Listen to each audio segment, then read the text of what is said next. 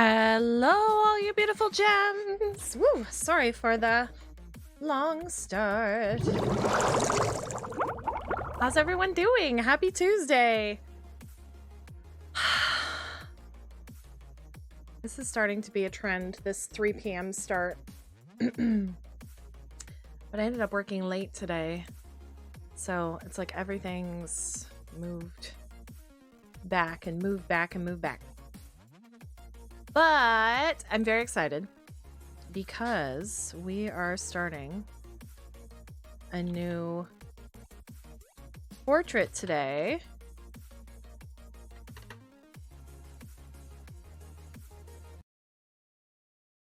And it's going to be from The Last of Us. So I have to figure out what portraits I want to do. I thought I turned the sound off on my phone. What the heck?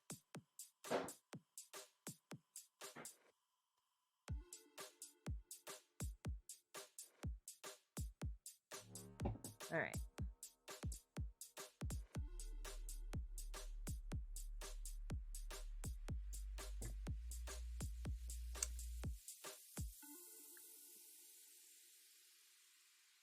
So there's a couple things that I wanted to check before we dive into this.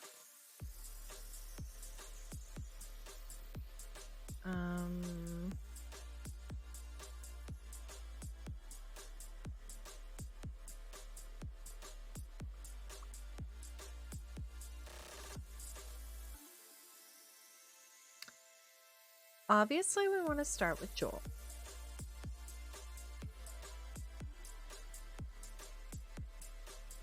Well, obvious to me, we want to start with Joel. I have not watched the latest episode, so we can't get into that.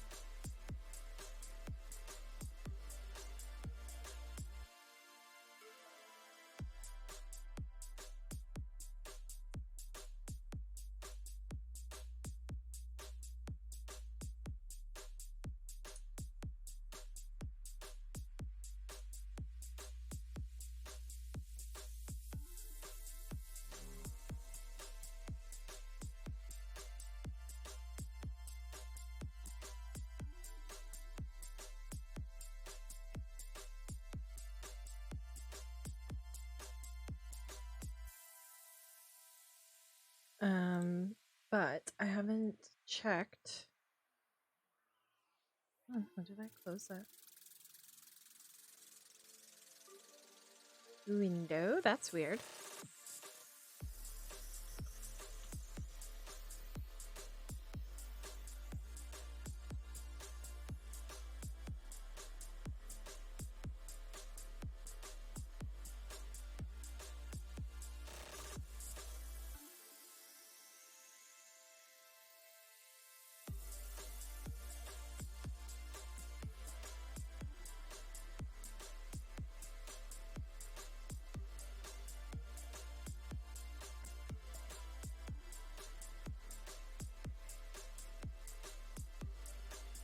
How was everybody's weekend?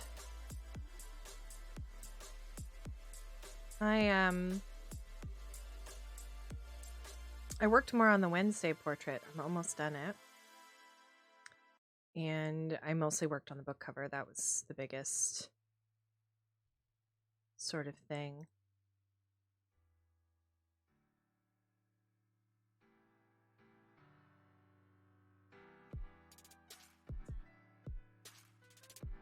Yeah, I think I'm pretty sure about which portrait.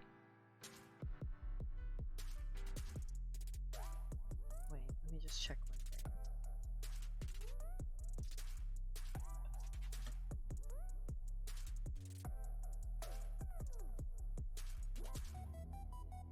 I just want to double check all my references that I gathered.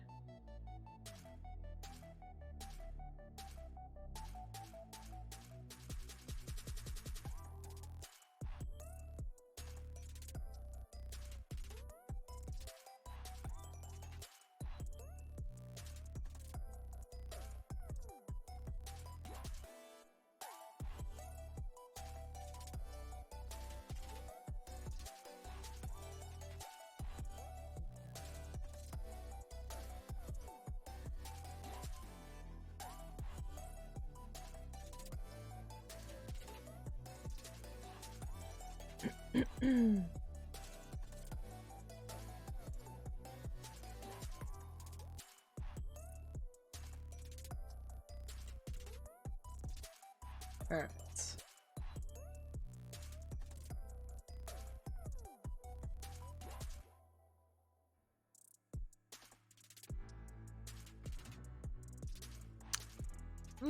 I made good coffee. Okay, now I think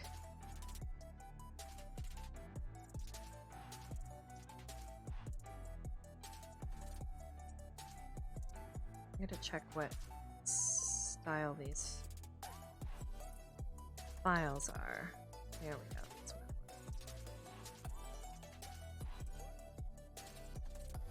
I want.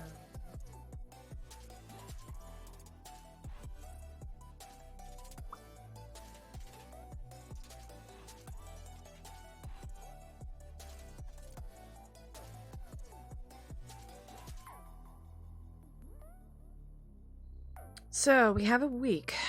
I have a week to get everything ready.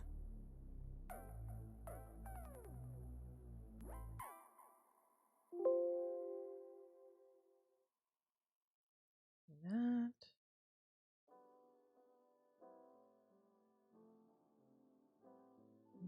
This one.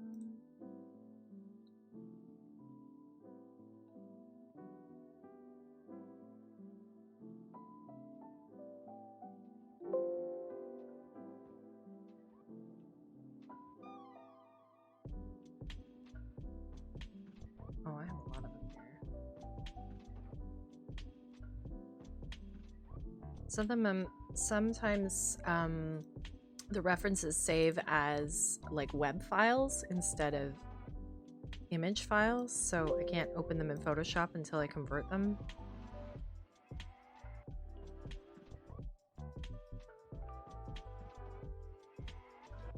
And I literally, the crazy thing is I can open them in like Paint, MS Paint, and then I have to convert them and save them as like either JPEGs or PNGs or whatever.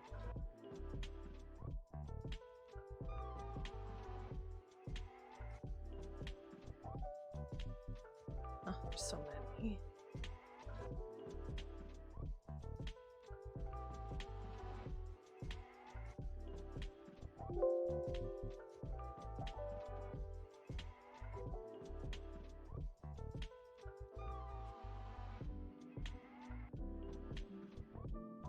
So the little like warning bell you're hearing is me saving it as a different format and it being like, you're gonna lose the transparency. And I'm like, I don't need the transparency. I'm unmuted, right? Yeah, okay. For a second I was like, wait, did I not unmute? That would be hilariously dumb.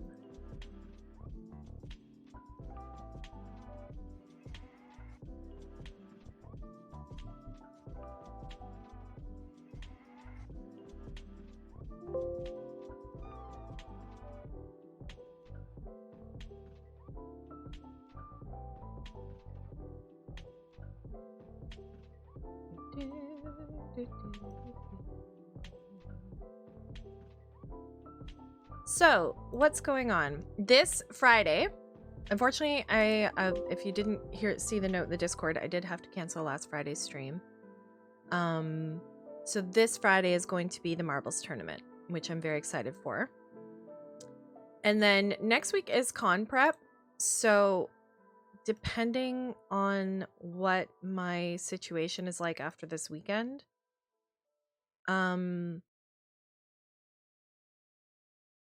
I may do a light stream. I'm actually hoping, I haven't heard yet. Actually, I should check Steam. But I haven't heard yet whether or not Coral Island has done their update yet.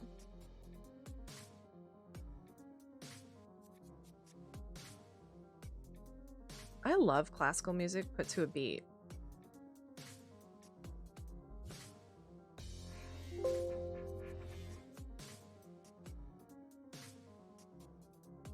Okay.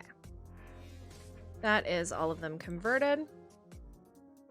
So now I can go in here.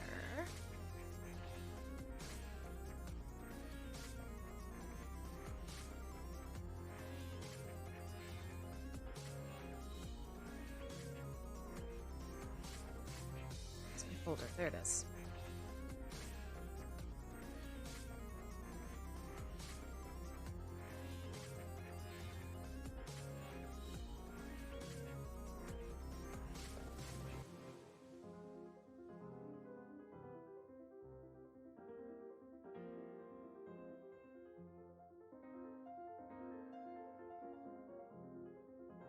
I don't know which one of these are bigger, so I'm just gonna... Some of them are of the same image. But that is okay.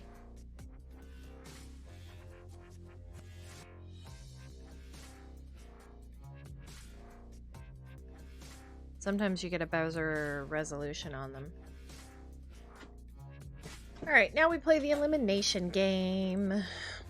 Let's pop over to art.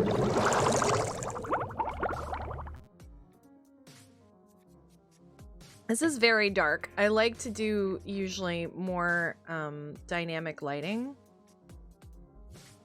This one I like the expression, but I don't know. I don't think it's getting... It's not bad. I'll hold on to it. A profile could be interesting. I do love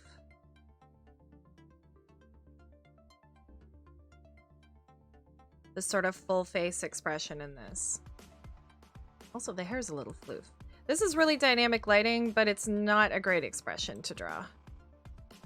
Okay, this is another... Is that the same one? Yes. This is too dark.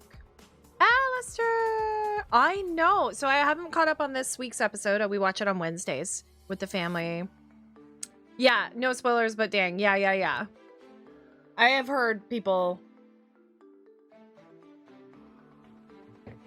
It's actually amazing to me that they've been able to pack so much in to 9 episodes when most people do 12. Most shows do 12 at least, you know? I really like this one. But I also feel this is a little bit more promotional than screen cap, but it's very good for expression. This is mid-sentence, and although I like the lighting, if I draw this outside of the context of the scene, it's going to look weird. So we can get rid of that one. This one's great. So here's a punched up version of that one that was too dark. So there's a lot of dynamic lighting here. Yeah, see, there's the original in its like darkness. I wonder if I auto tone, auto contrast, auto color. That's not bad.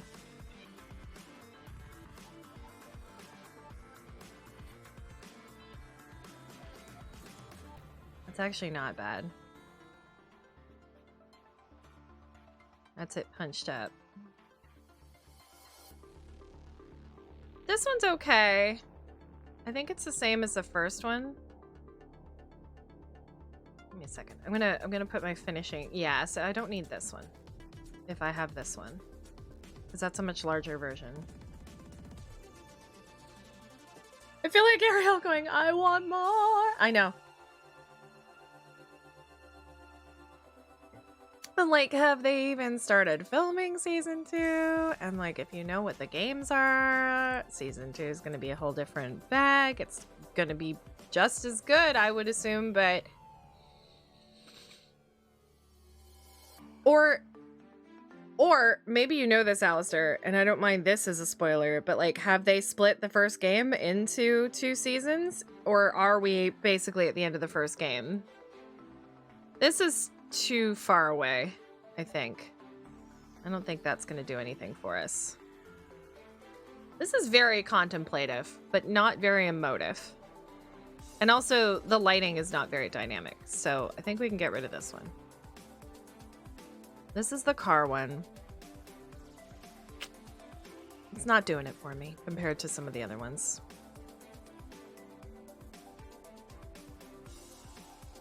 Okay. So we've got, this is the same as this, right? Let's get this. And this. Oops. So this one's much blurrier. So if I was gonna do it, if I was gonna do this image, I would get rid of this one.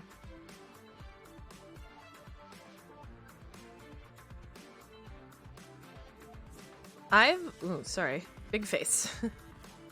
I've literally not really done a profile, like a side portrait. Like the closest I think I came was like the 10th Doctor portrait.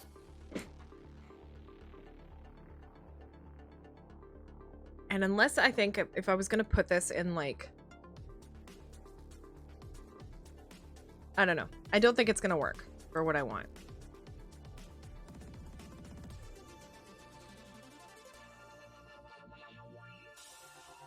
So these are our finalists. This and this is the same thing. Which means I think I can get rid of... Oh, this one's zoomed in more.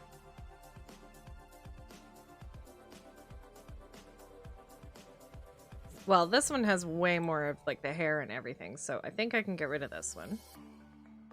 So this and this are the same thing.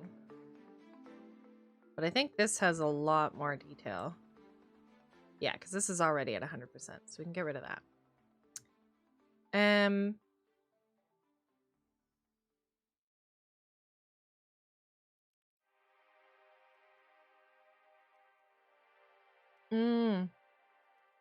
You never played the games. Do you feel like you want to now, even though you've seen the show? Do you feel like... I mean, I think you should. The games are beautiful and amazing. And, I mean, obviously what they've done with the show is they've cut out a lot of the travel time. You know, they've kind of condensed it into wide sweeping montages of them, you know, cutting across, or even just time skips saying like 3 months later or stuff like that.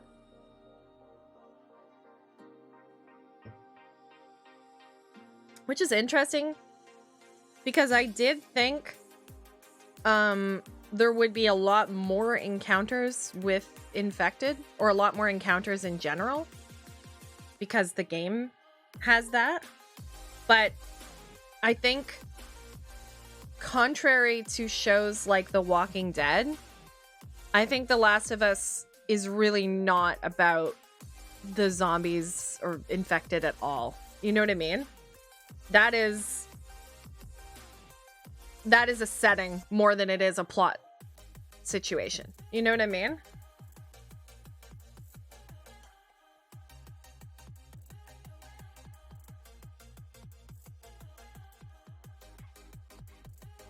All right. What do we like?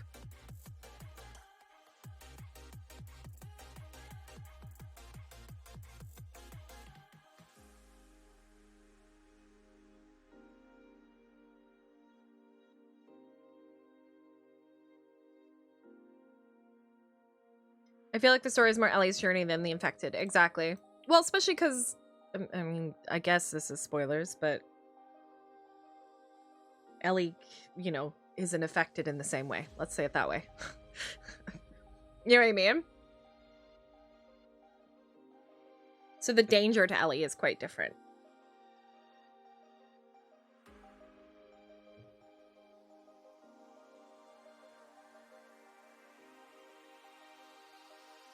Is this the same as... No, okay.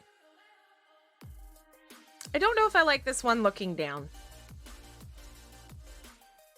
I think this is the weakest out of the ones that are left. As lovely and detailed as it is,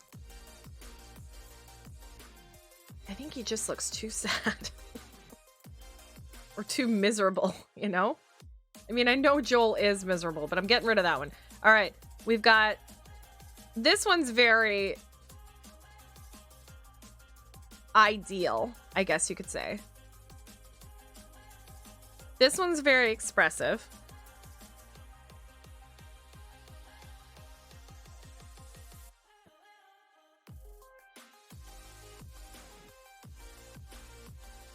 I think this is the next weakest out of this set. This is how I do this. I just eliminate it. It's a process of elimination.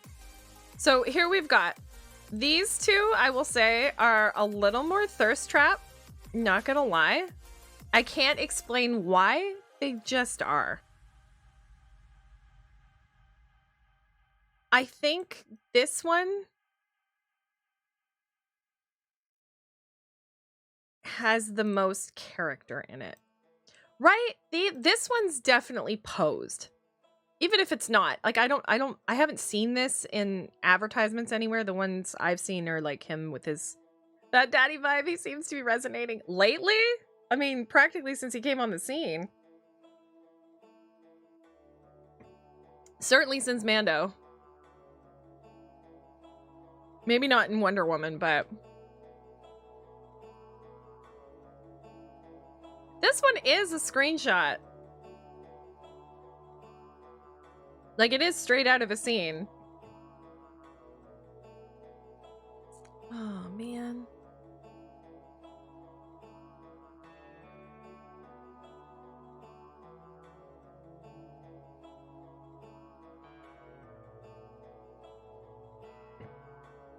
Need to make a decision. Door number 1, door number 2, door number 3.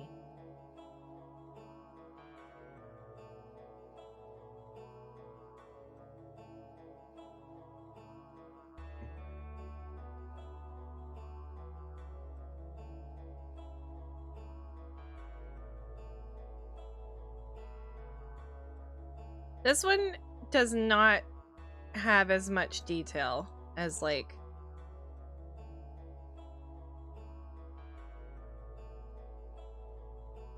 this one's so movie poster, which, like, that's kind of what I do, but I also prefer to capture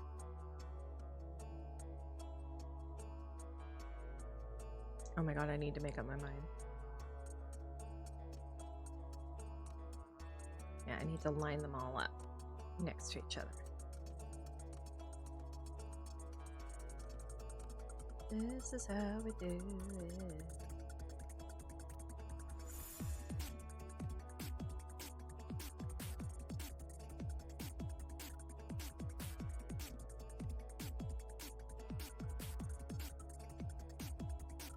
So yes, this Friday is going to be Marbles Tournament since I could not do it this previous Friday.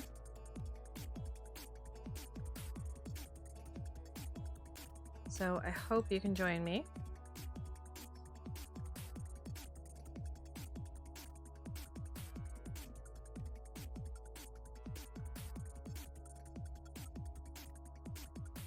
I will say the, like, more sad looking one is still a darker lighting.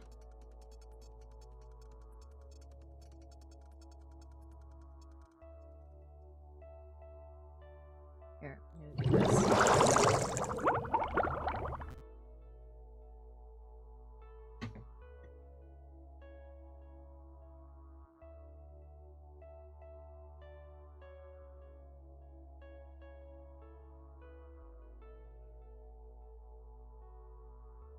I actually think this one might be winning me out.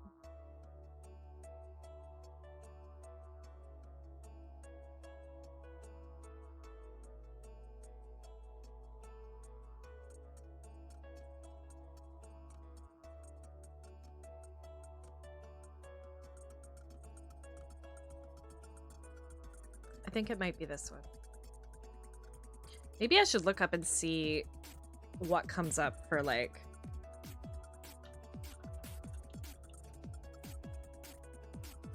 images that have been done.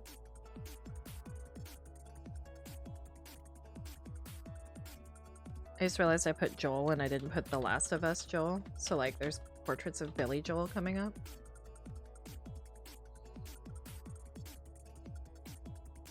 A lot of game artwork.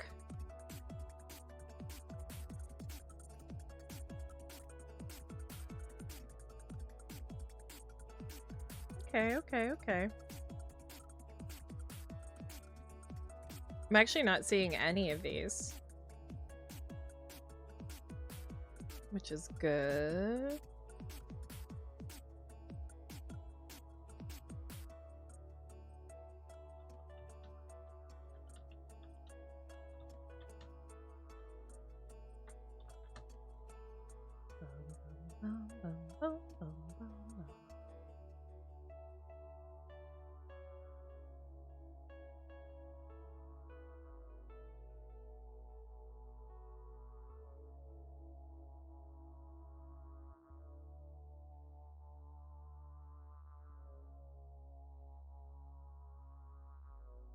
But that doesn't help me make my decision.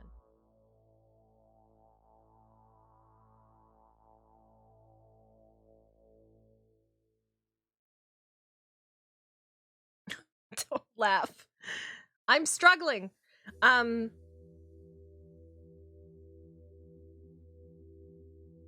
Here's the thing.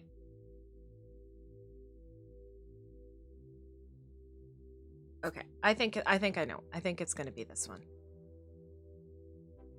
I think it's gonna be this one.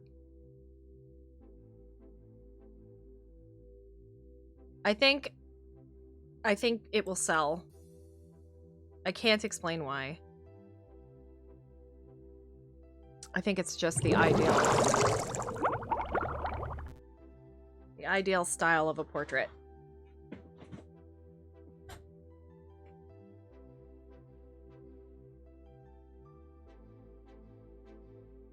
All right. Let's get started. Where's my glove? No glove, little love. Stay safe while making art, everyone. Alistair, how was your weekend? What'd you get up to? I just worked on art.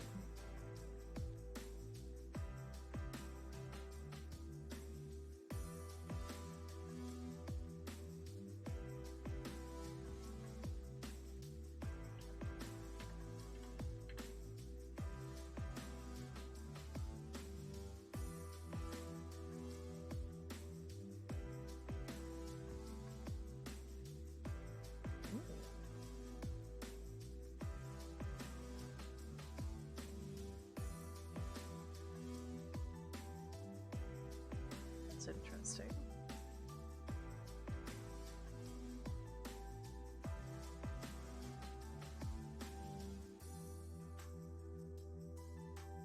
House chores, not much happened. That's nice. Yeah, we kind of did the same thing. Well, Pasta's shows were canceled on Friday and Saturday night because of the big snowstorm, which super sucked. So, you know, we had planned to have a bunch of people come to the house on Saturday, and we were going to go see the show, and then, you know, I had all this food. So I said to a couple friends, I was like, if you still want to come, like, we can just hang out. So one, couple came, and, we, had a big meal and played Settlers of Catan. My like childhood best friend is like now obsessed with Settlers of Catan. She got it for us for Christmas, and then we played it, and then she immediately bought it for herself. And she's been playing it with family ever since. I think she just loves the like strategy of it.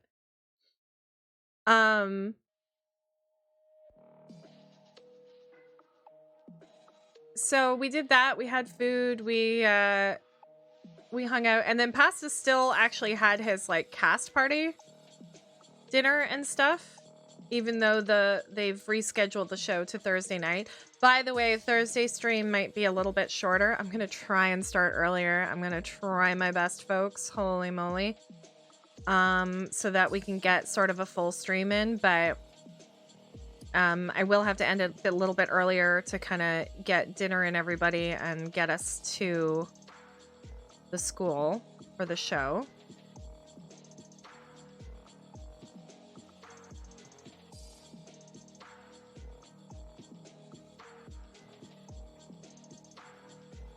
Used to play that a lot here too. Hubs cut a plexiglass top for it when we played, so the pieces stayed down and together easier. That's smart.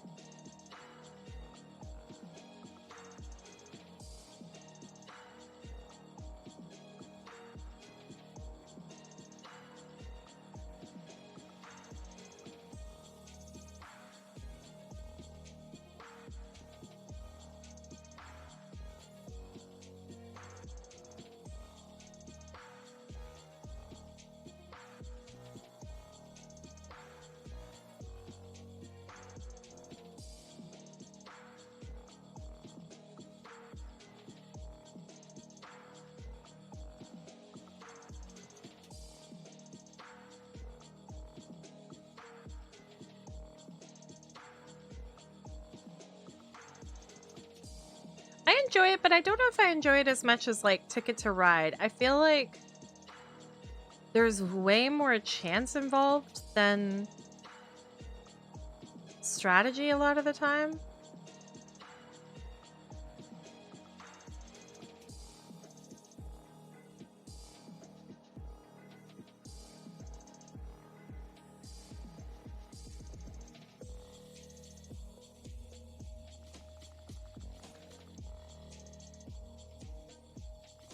Whereas I feel games like Risk and Ticket to Ride and even Monopoly,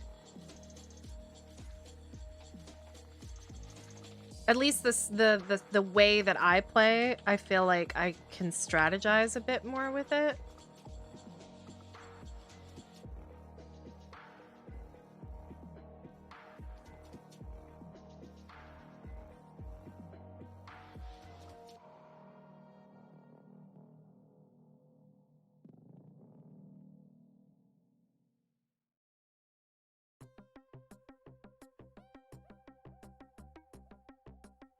But also, I understand the appeal. And I would be interested in, like, the expansion packs and stuff. Because sometimes I feel like the game can be a little bit short. Especially if the dice rolls keep going, like, one player's way. You know what I mean?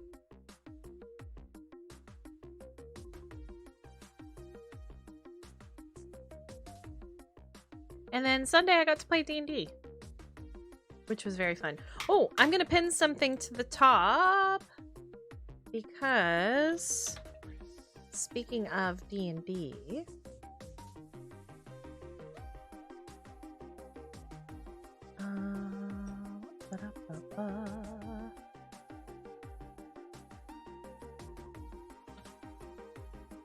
the new episode of Tales from Troll Skull is out.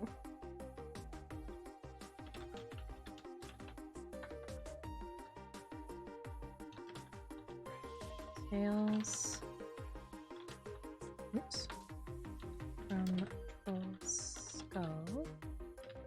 Volume 2 is out. So listen.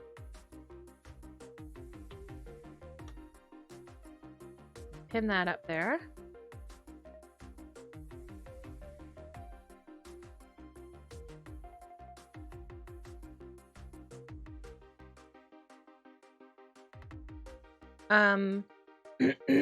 This is the date night episode, and I know I've talked about it. Hello, miss. It is one of the funnest episodes of D&D I have ever recorded or played.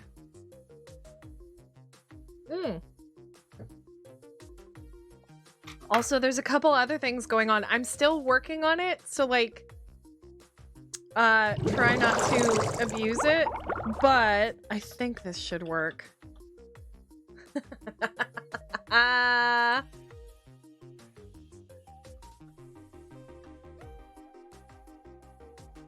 And then this one. Did it go? Oh yeah, it did. Okay. Just the default is like a little bit more blue. So you guys can control my lights. There's gonna be more stuff that I want to set up. And I want it to like do stuff when, you know, a raid comes in or a sub happens or people donate or anything like that. So, sorry, I got a cough.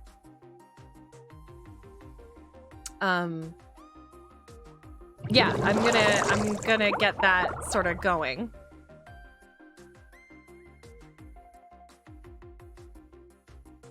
Yeah, I figured out how to do it. And the other thing I'm gonna do is I have an Amazon like stream wish list. So I've got a Throne account. I'm gonna partner it up. And I've added some like really weird and wacky fun stuff to it. So if y'all wanna contribute to the chaos a little bit, I'm gonna have that ready to share. Because I just think it would be fun. And some of them are lights and things like that. So that we can sort of have more chaos happening.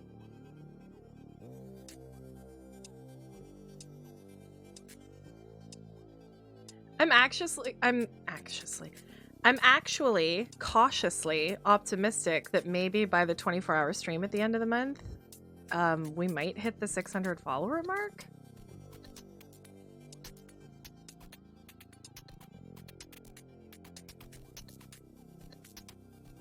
I'm really hoping, I messaged a charity recently that I'd like to work with, but they're not on Tiltify. And I actually messaged Tiltify about it as well. I like tagged them both on Twitter and I was like, hey, how can we sign up? How can charities sign up? Because I really want to work with this charity. Because that's what I did with Raven for my birthday fundraiser.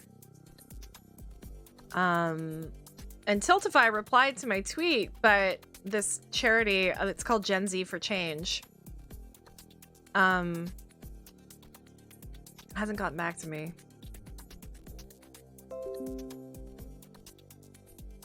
But that's, you know what, can I mute this from?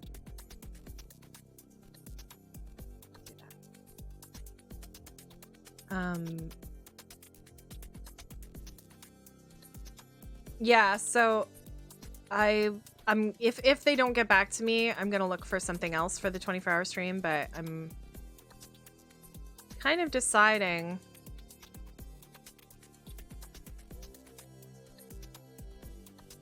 I think I'm looking to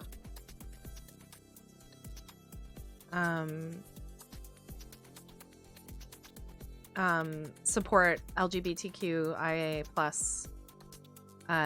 charity or network that because there's been all these bills passed and, you know, protests on drag queen story time and stuff like that. I want to put some good out in the world to do with that.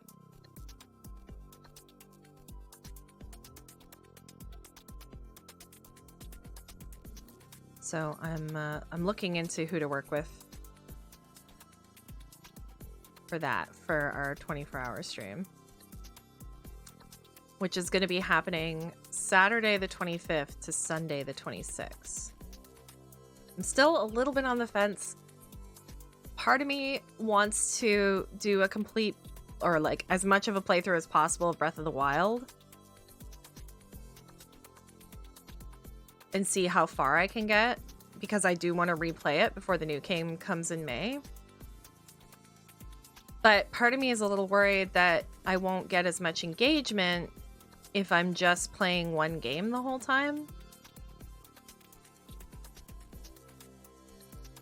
So then I thought maybe I could schedule breaks like every, I don't know, 4 hours, something like that. Or do what we regularly do, where we do like a sketch portion and a community games portion, and then like through a big chunk of it. Oh, my shoulder is bothering me so much all last week and this week.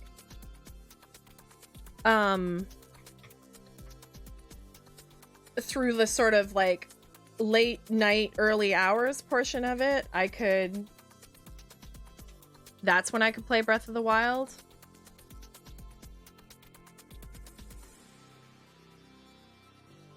Put put on cat cam so y'all can see how cute Molly is being.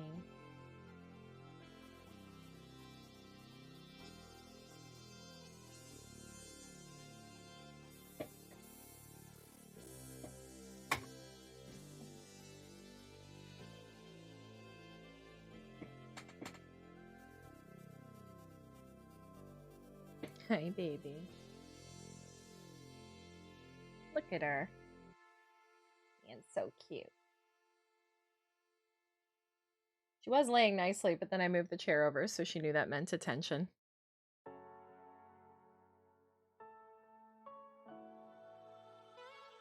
Also, I thought the lights thing, I thought would be a fun way for you guys to get my attention if I'm like not looking at chat or something, or if I've missed something. I thought that might be a fun. I still want to put like a sound thing, but I was thinking, what if I put a sound thing and a light change?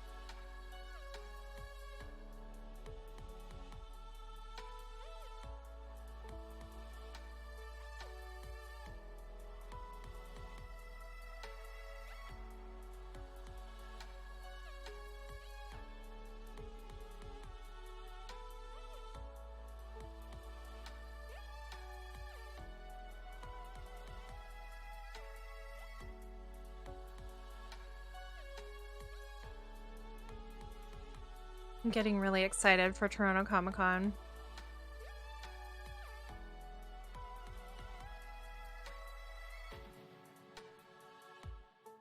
I haven't done a con since like last November. Normally I have like holiday conventions that I do, at least one of them.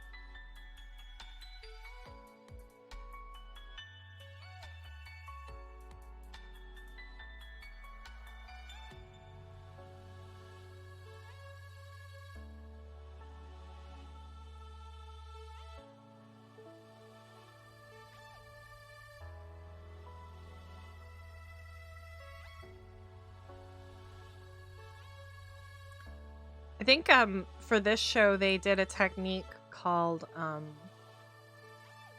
latex aging.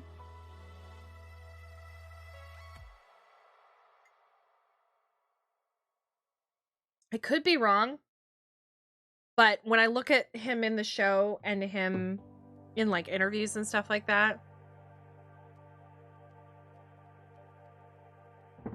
not him compared to other movies, because in other movies he's wearing different makeup. You know what I mean? But him sort of candidly in the wild, he's been a little bit aged up for this show. And based on the amount of sort of crinkledness around his eyes and the heaviness of his lids,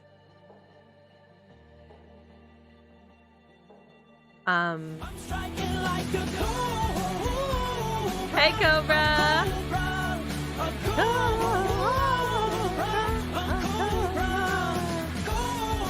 How's it going? Happy Tuesday.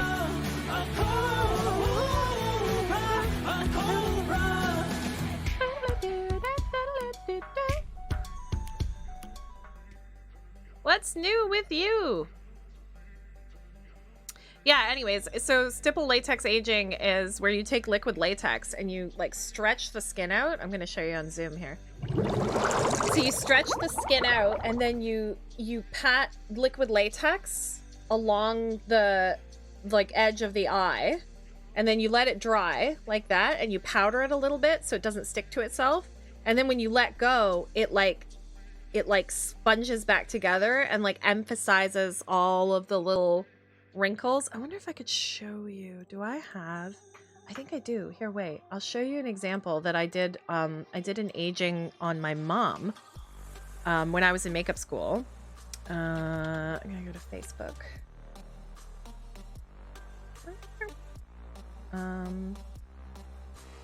Gotta go here.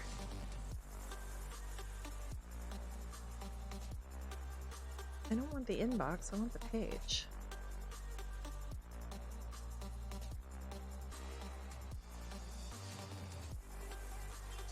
Photos.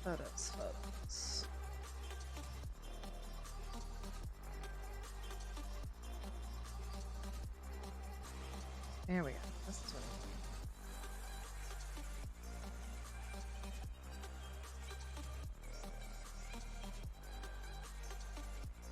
want. Photos. Here we go. Yeah, okay.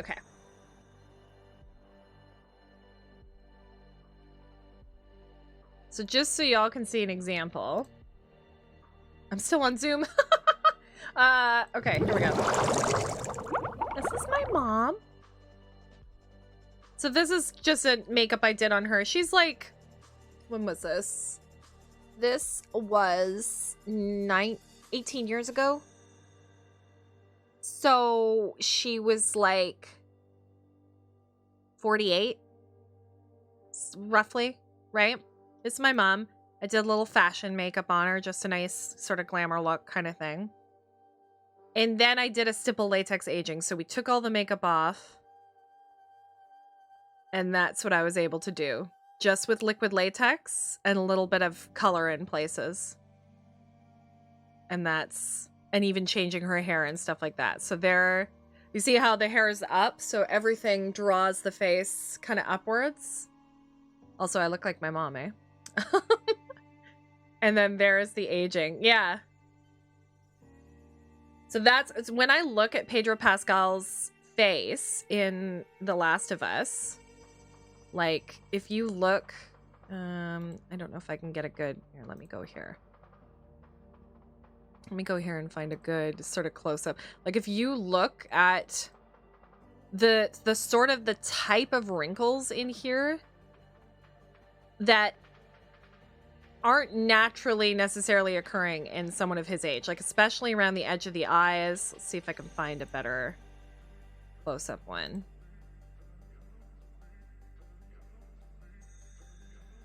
Like they've also obviously like they dirty them up and add, you know, makeup and stuff too. Like do you see all the pockets in there? That's a very I believe it's a stipple latex aging, and they've also used like a stippling technique to make the blood vessels stand out in his cheeks, in his nose, in his neck.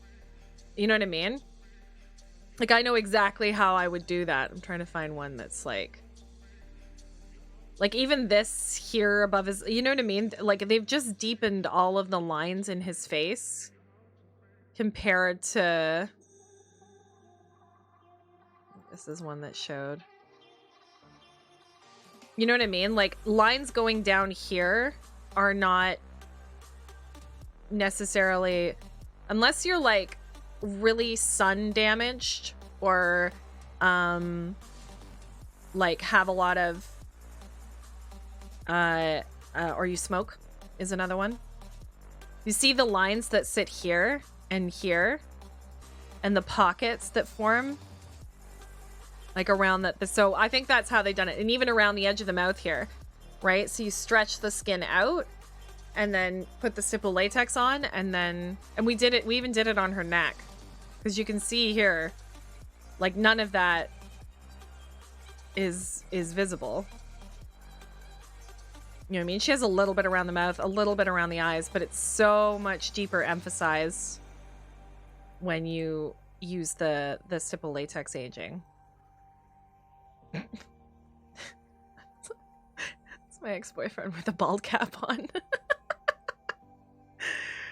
There he is. This is the bald. I made a sculpted bald cap for Fan Expo years back, and that's my friend John, done up as a zombie with a head wound. And then these are just fashion makeups that I did. Anyways. Not a thing, just work as always. Yep, I hear ya. I hear ya. Where's my Photoshop? There it is. Some of that makeup magic is so crazy to me. Like, how did they first decide to do things a certain way? Listen, there was a lot of testing. Like, I don't know if you know the story of the Tin Man in The Wizard of Oz. Like the original Tin Man, because they actually coated him in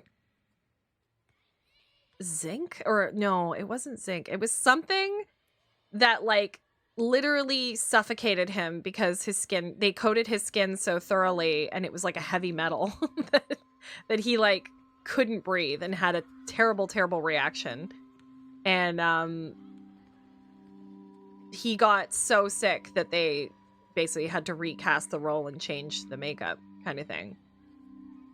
So a lot of the times there's a lot of testing going on, even just as the production's happening, because the director or the producer will say, well, this is what we want to be able to do. And the other thing about creating makeup for something is you have to be able to recreate it. Oftentimes you can be shooting a scene, back-to-back scenes, but you're shooting them months apart. So you have to be able to recreate whatever look, whether it's a monster or an aging, or like, you have to keep the continuity of that moment, because they could have gone in the movie or the television show, they could have gone from one location to another, but those two locations could be shot 6 months apart. So you have to document how you did it. You have to take photos to make sure that everything is in its right place. And a lot of people, that's what a lot of like bloopers and stuff in films or television are caught out on, is like, oh, in this scene, he's wearing his shirt, and then when he walks into the next room, he's not wearing it anymore, and then he's wearing it again. You know what I mean? Or the necklace is here, the necklace is there, the watch is on this hand, the watch is on that hand. Because there's so much to keep track of that it's very, very easy to miss something. And they'll have people, especially on television shows, they'll have people hired just as continuity experts to keep track of, how the scene was shot, what, how the set was dressed, how, because characters could be going back to a room or a location, and they have to rebuild the set or re-put it together, put all the props back or whatever it is. Put the furniture back in the right place. You know what I mean? So it all has to be documented, and makeup is like that too.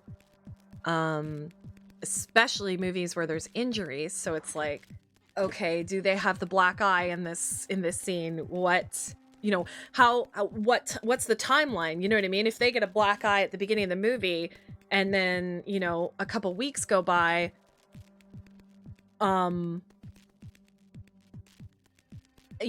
healed up is the black eye? How many days has it been? And those days could be shot out of order. So the first scene that you shoot could be the black eye almost healed, so it's just yellowing around the edge and a little bit of purple maybe. But then the next scene you shoot is where he gets the black eye, so now the skin's split open and it's bleeding or whatever. You know what I mean? There's all sorts of stuff like that. Is someone getting sicker? Is someone, did they have a shower? how sweaty are they? You know what I mean? There's all this stuff to keep track of. It's wild. And yes, the makeup artist on set is responsible for sweat. We have like a glycerin spray, and you like spritz them down, and same with dirt. Anything that is on the actor's skin, you're responsible for. If they get spit on in a film, you're responsible for creating that spit and actually splatting it on them if they get hit with it. You know what I mean?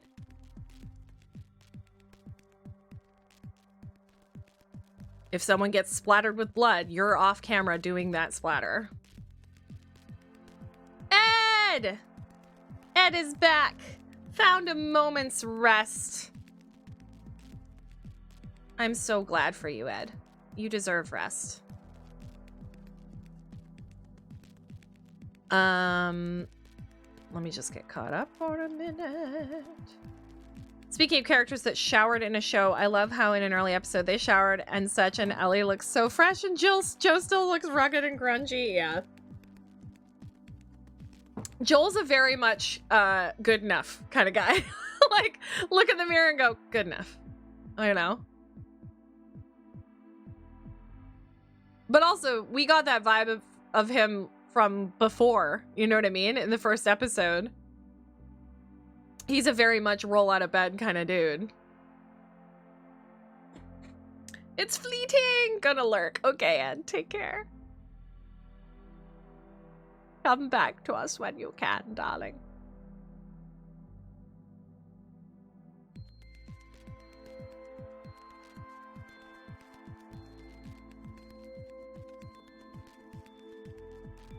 Hungry. Don't know what to eat before work.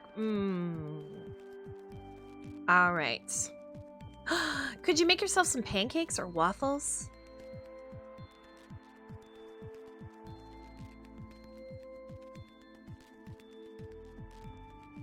Or some potato pancakes with like cheese and maybe some scallions, green onions. Delicious. No eggs.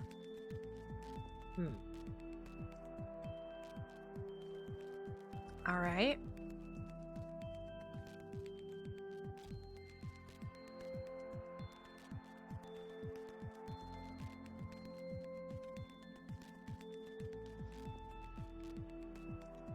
I mean, grilled cheese and soup is always a good go-to.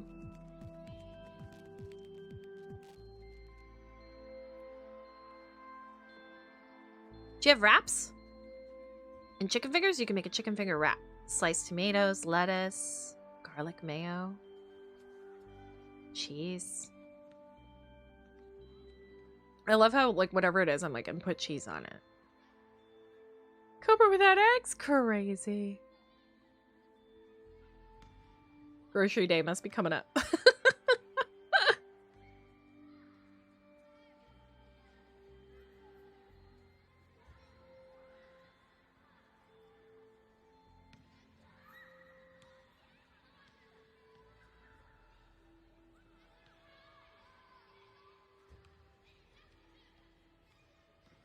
It's like 80 degrees Fahrenheit here.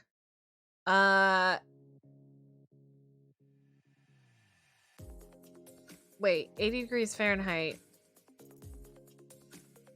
minus 32 and then cut it in half. So 80 minus 32 is 48. Yeah, it's 24 degrees. Yeah, that's hot.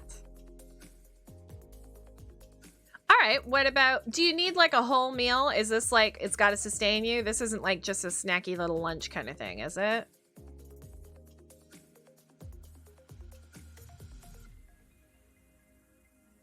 Sandwich?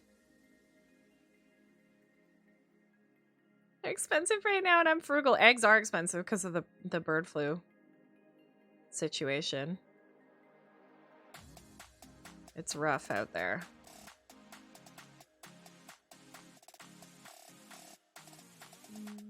No, if this is down far enough. I don't think it is.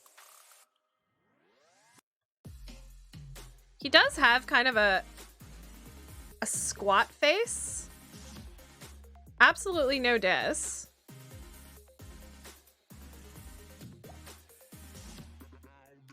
But as far as like face shapes go, it's almost like his face is like just as wide as it is long, whereas most of us have a longer face than wide.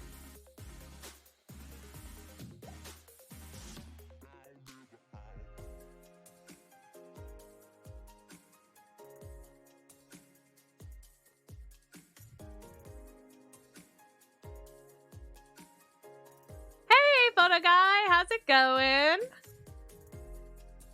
I am so excited to listen to the new episode. The shenanigans that ensued.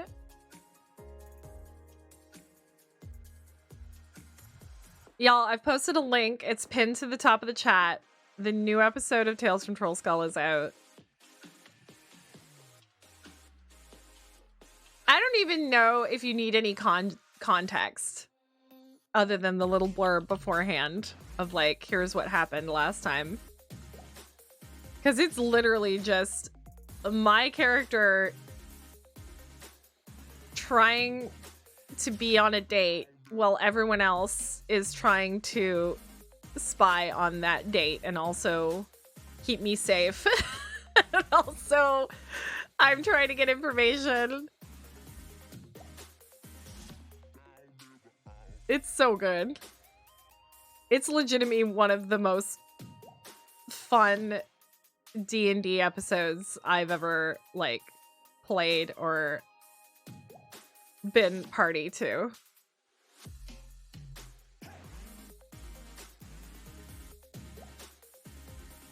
I know, the water thing killed me. Like, absolutely killed me.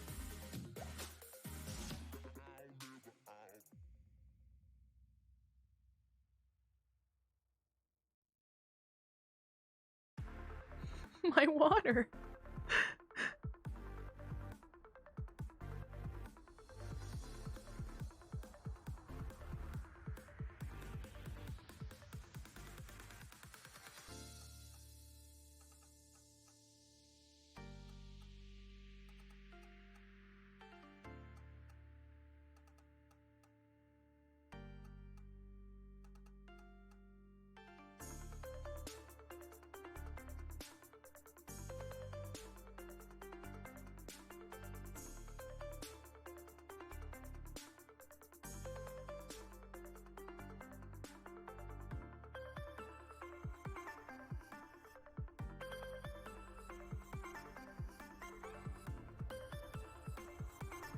Also, I'm so excited to see you at Toronto Comic Con.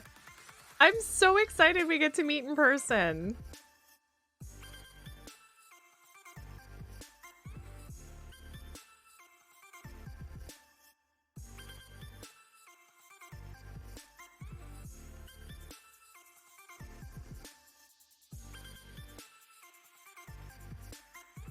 That reminds me of Ike as a small human when he accidentally spilled soda all over the table at a restaurant and it got on his bacon and he was just like, oh, my precious bacon.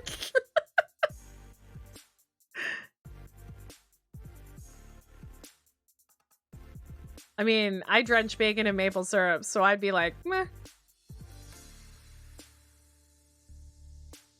Still good.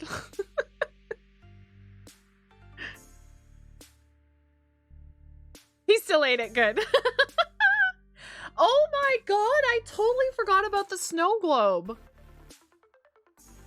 I completely forgot about that. Oh my god. ADHD brain.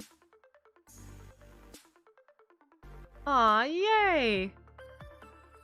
That's a little bonus. Let me know the info about the booth too, because I'll make sure to let people know that I'm gonna be there with y'all. Are we gonna be recording live from the show, or are we just manning the booth?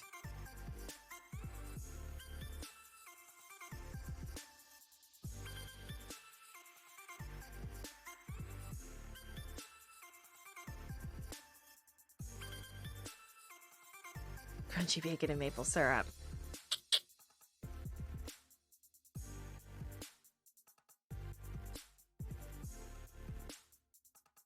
Savory sweet combos are the best. Full stop. You know what I discovered recently? I actually auditioned for a Tim Hortons commercial because of it. Which sounds ridiculous. But I get casting calls from different memberships that I've had over the years. So this one was, it was like, we're seeking Canadians who love barbecue sauce. And I recently ordered a pizza that was chicken, bacon, pineapple, and instead of pasta sauce or pizza sauce, barbecue sauce. It was so good. It was so good. Normally, I like save a couple slices for lunch the next day. All gone. All gone. It was so freaking good.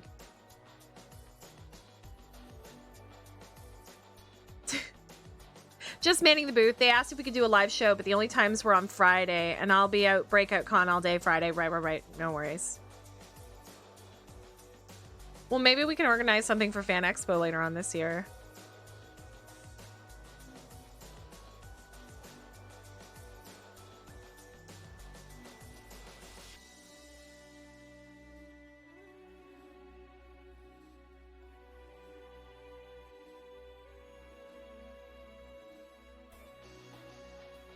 Yeah, but you gotta get the pineapple on it, Alistair. You gotta get that savory sweet combo going. It's so good. The next live show, I think, is in the works. Yeah. Fred did one last year, I think.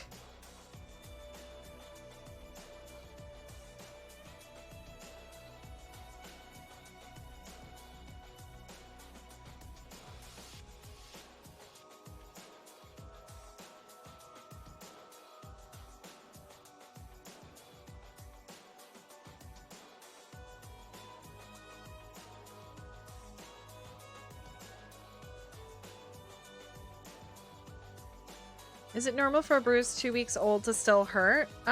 Depends on where it is and how you did it and how bad the bruise was.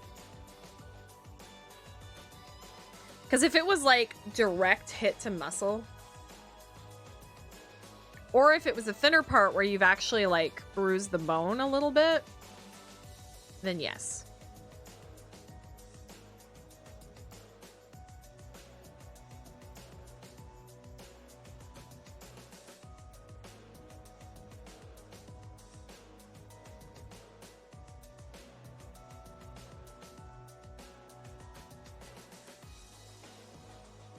Haven't heard back from him yet, yeah. Just above my kneecap where I dropped the pallet on it. Ooh. Or like big deep hit. I had baseball bruise on my leg for a few weeks. That's, yeah. Yeah, so things are pretty thin around the knee. So more than likely, not only... Right, so you have your bone and then muscle tissue, ligaments, whatever, and then your layers of skin. So not only did you impact it from the outside where you dropped the pallet on it, but then that impacted everything because the bone is stationary nearly. So it's like it almost like hit it from both sides. So yeah. 2 weeks is not, I wouldn't be surprised if that's still bugging you. If the pain were to get worse, then I would get it checked out. Or if the bruise were to look worse, you do have to worry a little bit about clotting in those areas. I had a coworker who, a manager lost his temper. And it wasn't the first time he had done it. He lost his temper and he like shoved this U-boat, which is like a cart that has a wheel in the middle so you can kind of turn it either way, and it's a U-shaped cart that you can pile boxes on and stuff. And he kind of shoved it and it kind of turned unexpectedly and hit her shin. So of course he was mortified and apologized, and she was like, oh, it's just a bruise, it's fine. 2 weeks later, she wasn't at work, and she didn't file an incident report. I hope Cobra, you better have filed an incident report. I swear to God. I swear to God, any acts, I don't care if you nicked yourself in a paper cut, file an incident report. Do it. Cover your ass. I'll yell at you about this. I don't care. Anyway, she didn't file an incident report. Turns out the bruise she had on her shin actually went septic, and she was in the hospital for 2 weeks. She was so sick. And work wouldn't pay her because she had not filed an incident report, so there was no proof that she had done it at work.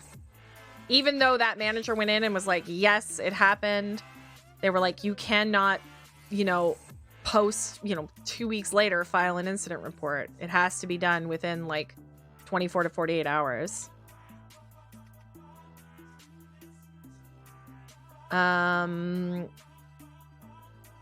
Yeah, it's gonna hurt for a while. Yeah, I had one on the top of my foot and it hurt for a good long time. ALB once dropped her phone on her foot and actually like drew blood. Line drive, my glove missed the ball, my inner thigh caught that sucker. Ooh, full speed to the inner thigh. Ooh, I can feel it. I can feel it. And it's getting better. Good. Good. Oh, I can feel that. I'm trying to think of one of the worst bruises. Well, okay, right away comes to mind when I got hit by the truck. That was probably some of the worst bruising, especially the one on my face. Because I had the truck had hit me from the side and it turned me and I went off the hood.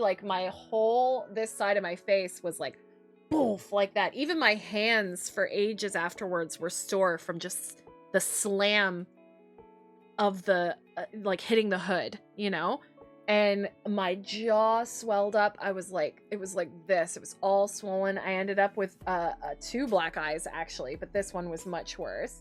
But yeah, this whole side of my face was just purple and yellow. I'm lucky. I mean, now there is probably evidence that I did shift my jaw, but I didn't break anything. Mine was one of those heavy wooden fold-out signs for a shop they put out on the sidewalk. I was wearing flats and dropped it directly on my foot.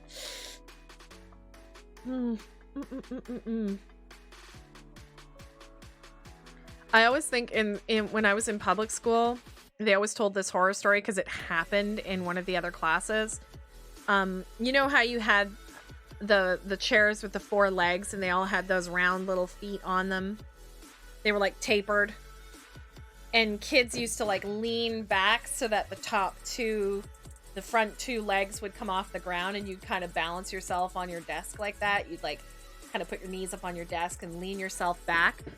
Kid was doing that. Teacher was walking by. Kid kind of lost his balance or wanted to look, get right up to his desk.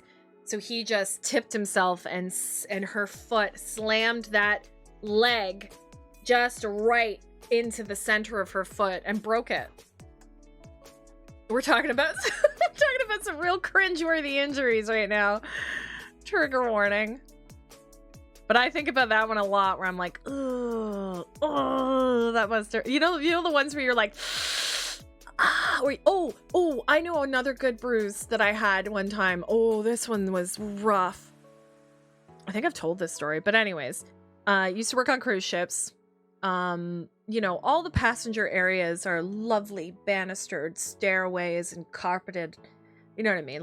They're beautiful. But all the behind the scenes look like,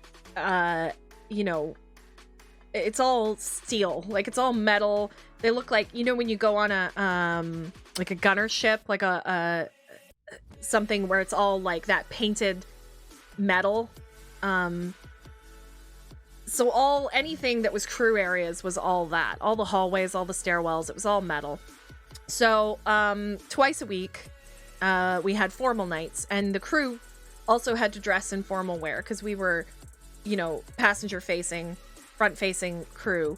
So on formal nights, we had to go down to our cabins, get changed out of our regular uniforms, and come back up. Women had to wear, the men had to wear tuxedos, and women had to wear like black dresses. They're quite formal. So I had on this long black dress that had like a slip layer, and then it had kind of a sheer layer that was all beaded and stuff over top of it. It was a really lovely dress, actually. I really liked it. And I had heels on, obviously. So my now husband and I were going on break. We were going down to the crew deck for lunch for our dinner. And I had just been sort of trailing my hands down either side of the banister of the stairwell. But at the top of the stairs, the back of my heel, the sheer part of my dress, which was thinner and kind of nylon-y almost, or like not tulle, but anyways, it was like sheer material. It got caught on the back of my heel. So like I couldn't move my foot forward. So I literally went sort of almost waist forward, and luckily I clamped my hands down on either side of the banister to stop myself from like tumbling. But that meant that as I went forward, my knees bent because my feet stayed behind me, and I hit the edge of those metal stairs right on my shin bones, and then slid down the stairway. Probably, I want to say 6 or 7 steps. On my shins. Just like crack. Thump, thump, thump, thump, thump, thump, thump. You know what I mean? And I hit the bottom. My husband had got in front of me, and he turned around and he looked at me because he basically saw me land at the bottom. And he was like, "Are you okay?" And I was in so much pain. Like my whole body was radiating so much pain. I couldn't speak. I was like I was so, it was so painful. So those bruised real bad, like all down my shins, especially where I hit the edge of the steps. Like you had those, like, I had like a line across my knees, you know? BRB for Alistair Norris. I know where this story is going already, yeah? Bruce picks in general? Let's see. Go back up to my Discord. Ooh, yeah. Oh, yeah. I can see it. That's rough. It hit a big... it's like... You could tell that it was like a flat surface hit it, and so it's just this big amorphous bruise. I was a master at balancing my chair on 2 legs. I did it so many times. Yeah, after that incident, they like banned it, and you could get in big trouble if you were caught doing it. And like everyone was like, "Remember, don't forget what happened to Mrs. So-and-so," who I don't know who it was because I didn't have her as a teacher. But it was like a big story that went around the school.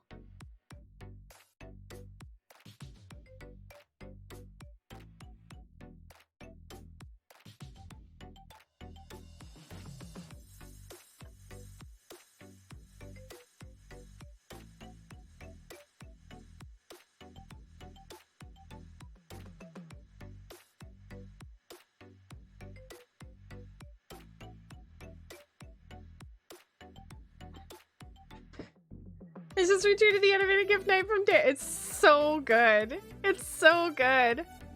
I was losing it after that. We all finished recording the episode, and then we like kind of vague tweeted about it. And all of us somehow found the perfect gif for like what had happened to our characters during the episode. It was so good.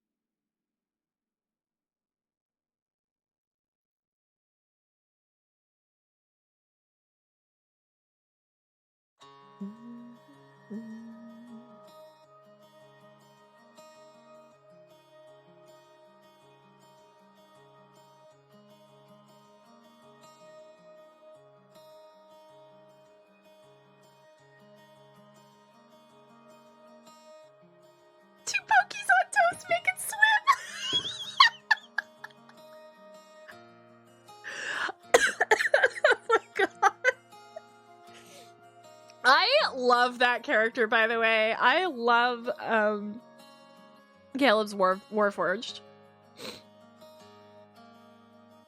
He's so perfect the way he plays it.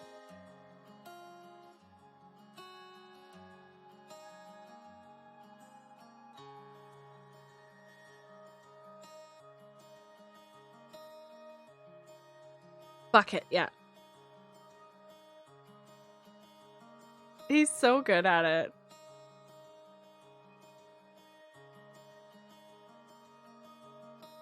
And then paired with Steph's Rogue. Oh my god, I love it.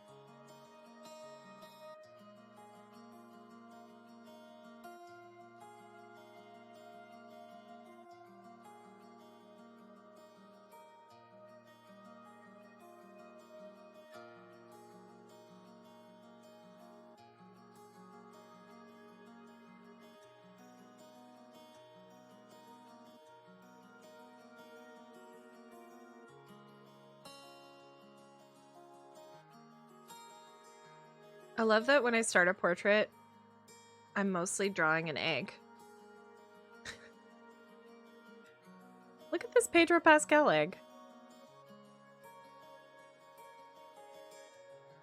Like, see if I just went...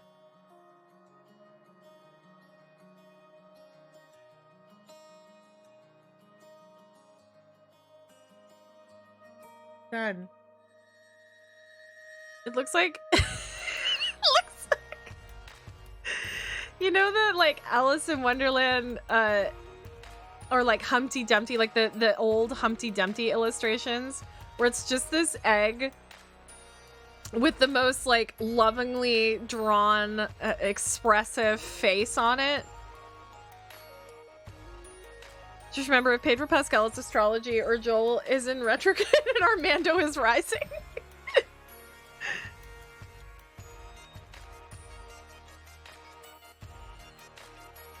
Wait, I took the skin off the entire part of my leg from ankle to knee. Did that on my driveway. Oh, yeah. Like, took so much skin off that old scarring from a past accident didn't come back.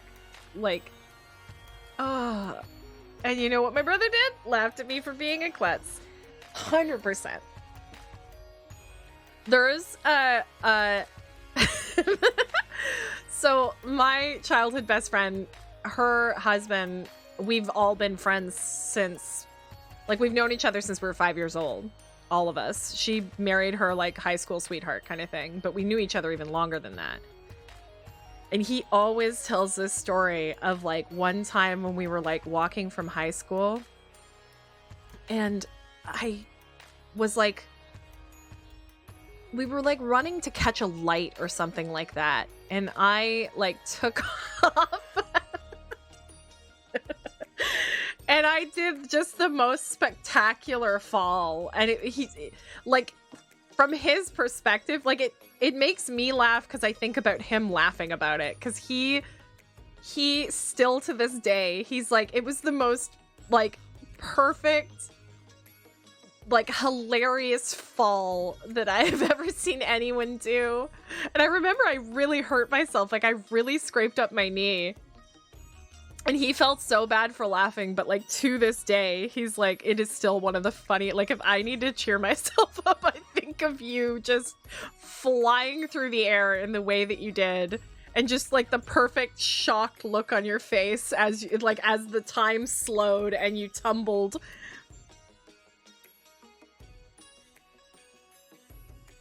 I know how, but also how. That sounds awful, yeah. My biggest bruise didn't even hurt. I was getting blood work done and it was the technician's first time. I don't know if anyone knows what digging for a vein is, but oof. That left most of my inner forearm a purple splotch. Yeah, because it's all under the skin. So it's not necessarily tender to the touch, but it's like a bunch of damaged blood vessels. I actually had to take my daughter for blood work on Friday, and boy oh boy, she was such a trooper. But I was so grateful that the nurse was like old hand. She was like my daughter was really like, she gets really nervous about needles, and so I'm like trying to get her to breathe and she's like tearing up, and literally like before we could even, you know, before she could even get fully worked up about it, the nurse was like, I'm done. Like, it was so fast and so good, and I was so happy that she didn't have to like search for a vein, because yeah, that would have been very, very rough. I actually my daughter went to the bathroom afterwards, and I like pulled the nurse aside and I said, thank you so much for like being so good with her. She was so nervous and everything, and the nurse was very no nonsense. She was just like, yes, of course, yes, no problem, you're welcome. You know what I mean? And even when we sat down, when I was like, she's really nervous about, you know, getting this done, the nurse was like, you'll be fine, it'll be done in no time, you'll be fine, don't worry about it. You know what I mean? Like, there was no like, oh, I'll be really gentle, like, it's not even. She did say, she goes, I'm using the needle we use for babies. I'm not going to use the adult one. I use the baby needle. It's just for little babies. Like this. And she like expertly hid, because with the baby one, like the adult one, again, trigger warning if this squicks you out. The adult one goes in and it has like a stopper on it that they fit the tubes over. And then, you know, the blood goes into the tubes, they take it off, and then they put another one on, blood goes into the tubes. The baby one is smaller, and it has a small tube to it so that you can hold the vial sort of away from the arm so that no one's watching it. And she was so perfect. She had the tube perfectly wrapped in her hand and down. Like, I couldn't even see it. You know what I mean? Like, my daughter did not see a drop of blood the whole time it was getting taken. Give me a nurse technician who's been doing... Yeah, exactly. Give me a grizzled old, you know, I've seen some shit and nothing's gonna phase me kind of nurse. I love the no-nonsense nurses who don't even give you time to be, like, worried about it. You know what I mean? We're just like, is this gonna hurt? And they're like, I'm done. On you go. On your way. You know what I mean? Butterfly syringe, yeah. And I went straight down so I didn't knock over the bikes. Wait. It was about 4 years ago. I was walking the mailbox down my driveway, and I was walking half on the driveway and half on the grass next to my brother's motorcycle. And I stepped on a big sharp rock on the arch of my foot, and my leg just went numb and couldn't hold me up. Oh yeah, you hit a nerve. And I went straight down so I didn't knock over the bike. So I was sitting on my leg that was on the concrete, and I slid about 2 feet. Oh no. People always like to take my blood because my skin looks so transparent and pale. They can literally see everything. It's funny because, you know, notoriously, like, redheads and paler people, it's harder to get a vein.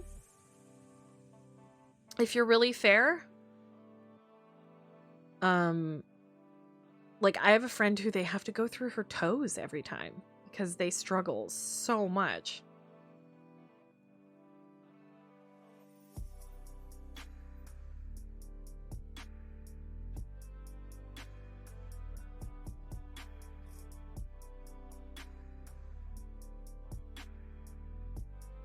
All right, let's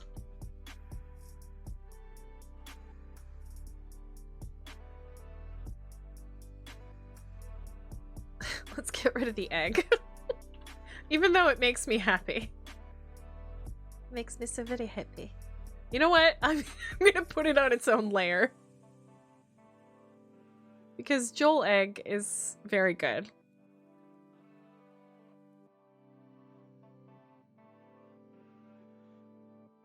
Gonna be its own thing.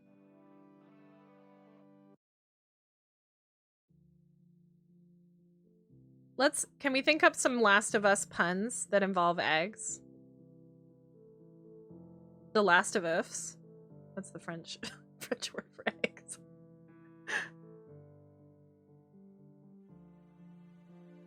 Come on, photo guys here. There's got to be some good puns. When I was coming out of my first cancer surgery, I was having troubles, pale, sweating, not doing great, and the doctors were all gathered around trying to figure out what was wrong with me. Nurse in her 60s, thick, heavy Scottish accent comes in and goes, his IV isn't turned on. Click. Fluid starts going in. There you go, wee boy. I love these doctors are like, oh my god, what can we do? What could it be? And this nurse just comes in and goes, hello, doctor. Yeah, good morning. His IV isn't turned on. Click. There you go. Bye now. And all the doctors are like, I can picture it. The last of. The only downside is I have, wait, what? I have a tattoo there now. So, oh, you have to do your other arm, right? I can still see the vein. I'm just not used to using that arm, yeah. I hobbled back inside and into my brother's office where he and Nikki's sister-in-law were studying and was like, so I fell, can you help me? And my brother was like, can't you do it yourself? And I was like, Christian, can you look at me a second, please? And he just burst out laughing and Nikki jumped immediately into nurse mode. Ah.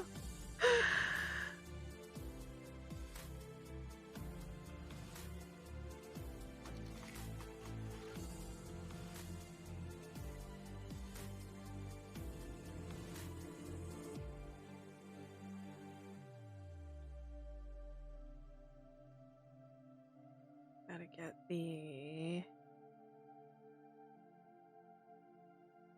forehead lines right. Like I said, this is, yeah, even the deepness of the lines, like they've obviously been emphasized with dirt and color with makeup, but I think they also did a stipple latex aging on him.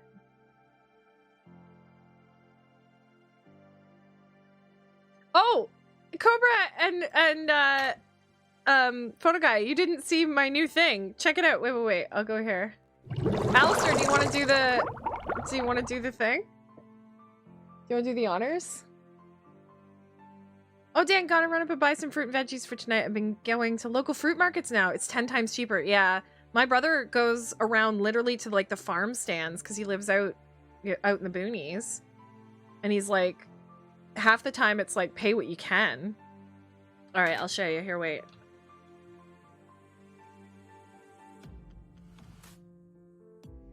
It's literally just colors.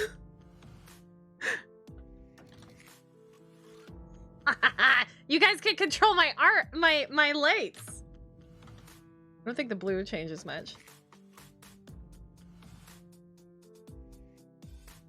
I'm gonna set it up so it does a bunch of stuff. Hey, Lobster, how's it going? Like, I think it should be set up right now that if someone subs, I couldn't see it. I'm colorblind. You couldn't see the red? There is one that does this too. This is just one of the like default ones. It does police for some reason. But I was thinking Cobra would be a good way to get my attention. But also, I think if someone subs, it now flashes on and off. So it detects as well. I've had the colored lights for ages. I just got a program that links it up. It also links it up. I can link it to my Stream Deck as well, which is what made me... You can't see the red? Wow. I don't know if any of the other colors work. Oh yeah, it does. Purple changes it. That's cool. Yeah. Kind of just looks red again in the thing though. And then I can put it back to default. It should go back to default afterwards, but yeah.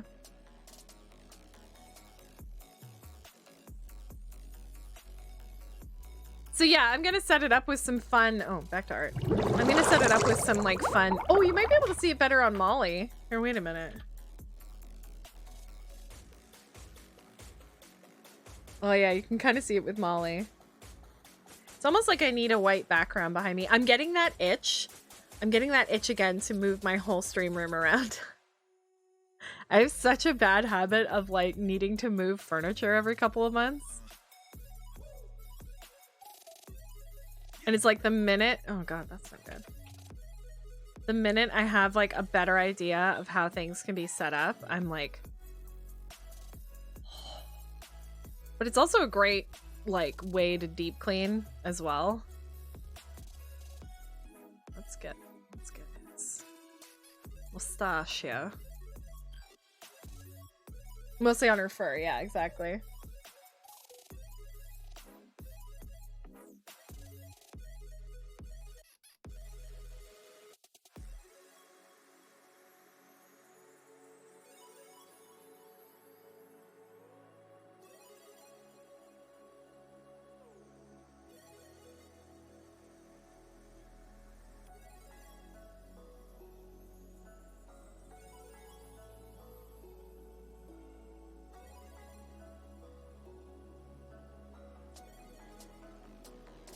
There you go. Oh, read up. Oh, shoot. I missed it already. The next time you say someone's knocking, I'm gonna play the police one. Perfect. I'm trying to remember if there's some other ones. There's some other ones. Commands. Here we go. Red, green, blue, pink, purple, aqua, orange, and yellow. Oh, exclamation mark flash. And then I think exclamation mark RGB. We'll just do red, green, and blue. And I think you can do random too. Yeah, that changed it like pink, I guess. And it does it for 8 seconds, I think. But yeah, I can create. I haven't done anything with it. This is just like the basic sort of situation. And I can link it, like I said, to alerts. I can link it to commands. I'd like to get some more lights. Are you heading out, photo guy? Off to Fruits and Veg. Have a great week. Take care, hun.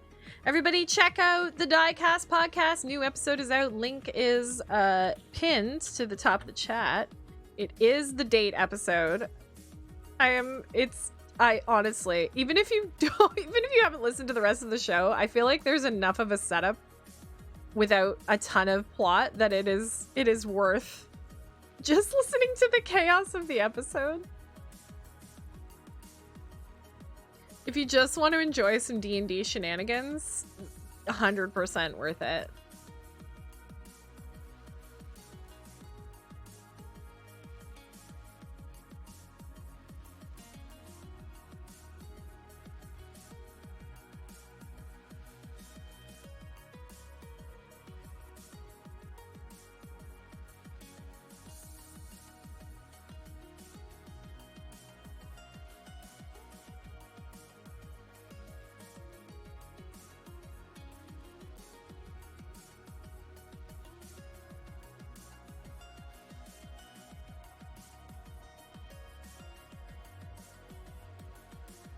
All the shadow in here.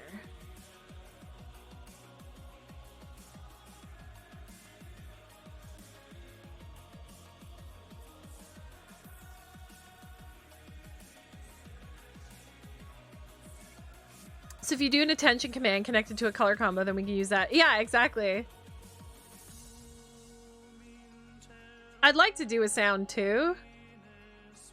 It'd be fun if I could make it do like, hey, listen, and have it flash at the same time. I think that would be really neat. Like, even if it just goes on and off. Like, if this does... Yeah, that keeps it, whatever color it is, just flashes it on and off. You know you're gonna get with me with it too, because I'll forget. And I'll just be like, oh my god, what? Like, you know that's gonna happen.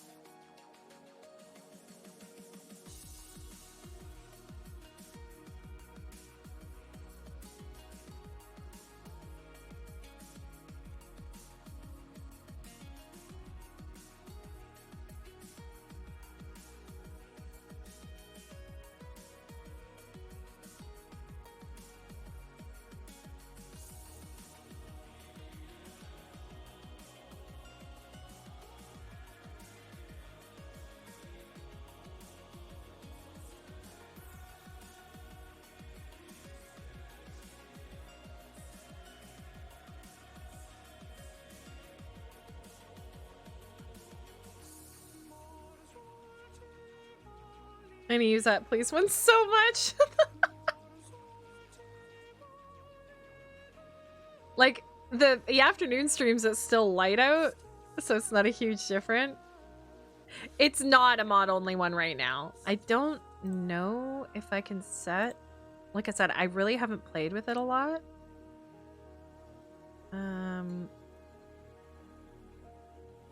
Let me see.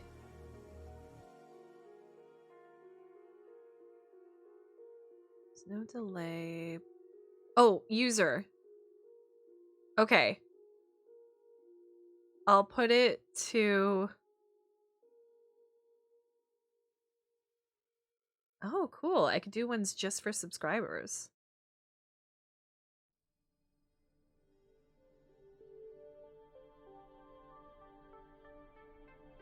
I'll put it to mods and VIPs.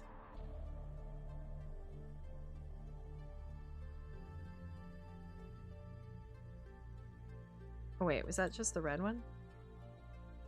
Oops, that was wrong. I did the wrong thing. I did the wrong thing. I gotta go to the police one. Here we go.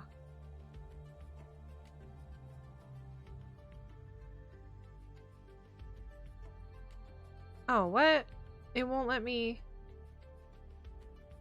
Oh, it won't let me edit that one. Starter plans can only have a max of 8 commands. Well, then why is it letting me do it? It's letting me do it, but it's not letting me edit it. That's weird.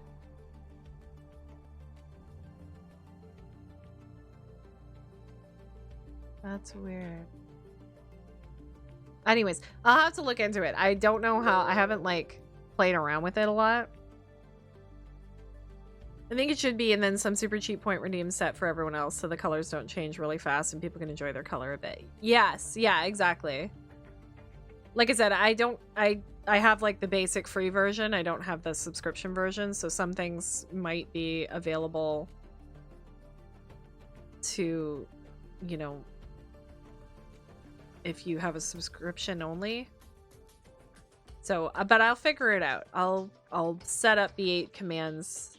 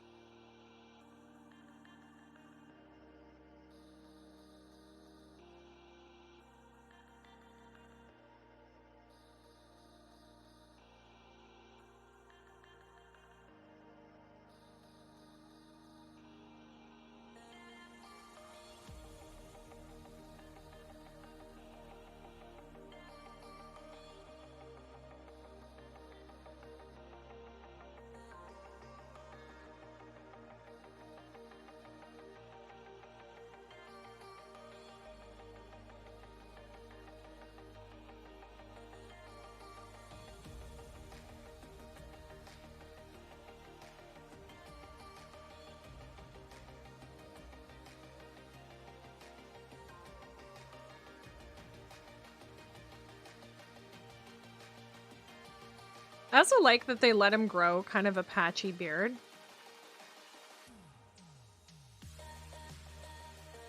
It sort of suits the like post-apocalyptic style because like not every dude can grow a full beard. You know what I mean?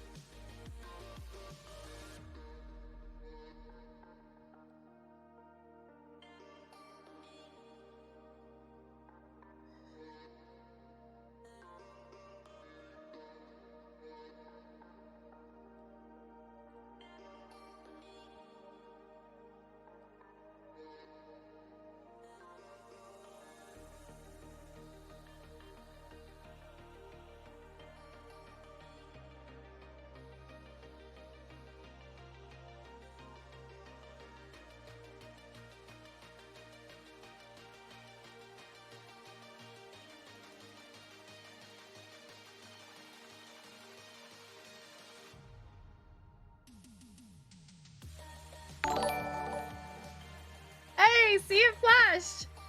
Talking Real is rating! Hi everyone! Welcome in! My name is Aquagem. I am a freelance artist and variety streamer. And today we're working on a brand new Last of Us portrait. I'm getting ready for Toronto Comic Con in a few months. Oh my god, it's like in a week. Wishful thinking there. I wish I had a couple months to prepare. We're rating real! Welcome, welcome in. Can I get a shout out for Talking Real, please? How was your stream? What were you up to? Tell me all about it. Tell me all about it. How many months in a week? This year? This year, every week might as well be a month.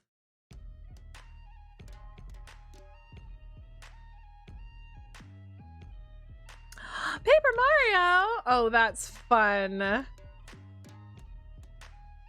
Whoa, Lumia does shoutouts differently. And it does the clip. Oh, that's cool. Wait, can we watch this clip? No, if I'm more than 10 seconds late, something's fucking gone wrong. Oh, this is a clip from Fall Guys. Did you get a crown? Any hole.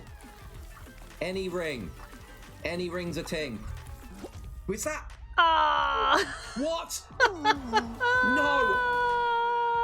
I was touching a ring. Oh, that's a shame. That's You're a trying shame. to fucking make what I said sound dirty. Amazing. Oh no! Sorry about the ads.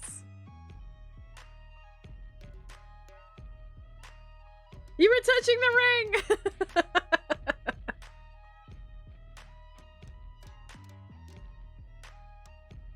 Never apologize.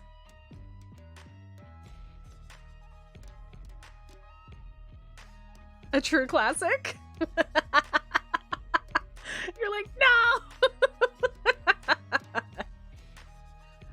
But how are you doing? How's things in your neck of the wood? Please make sure... Are you back? Are you back? Are you off ads yet? Here I am going to tell you to go take care of yourself. You're not going to hear me.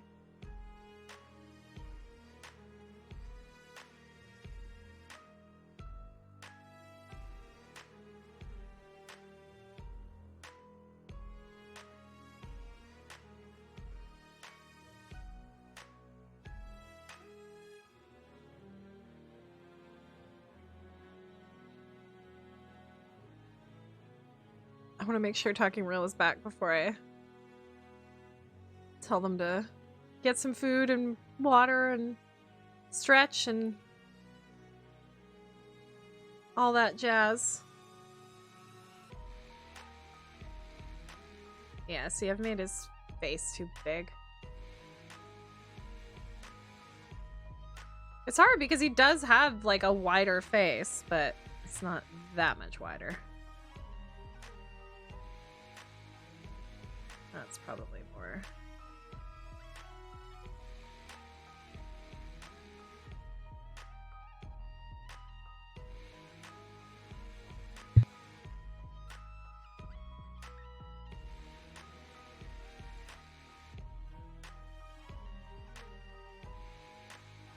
So everyone who came in with Talking Real, what was your favorite part of their stream today?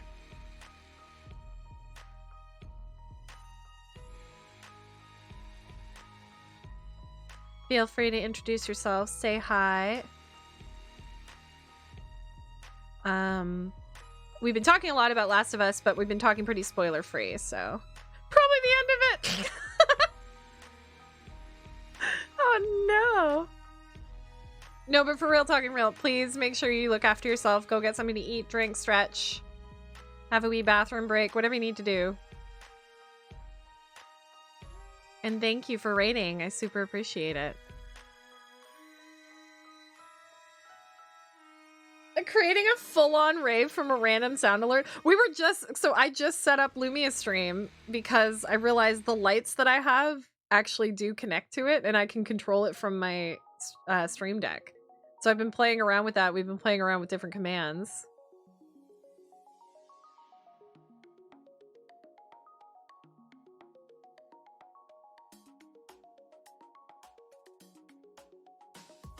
Okay, we gotta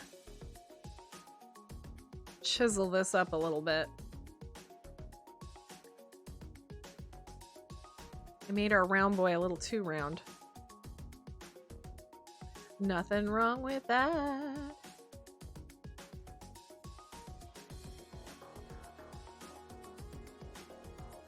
We've also been talking about you'd like to request purple being set to your command? Okay.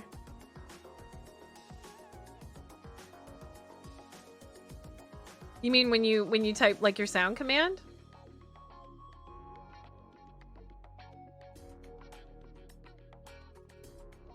Yeah, I'll have to figure it out because right now I actually have like I have Streamlabs, I have Stream Elements, I have Lumia Stream, and I have like the Streamlabs chatbot. It's like I need to amalgamate it all. Your Cobra one, yeah. On your way to work? Okay.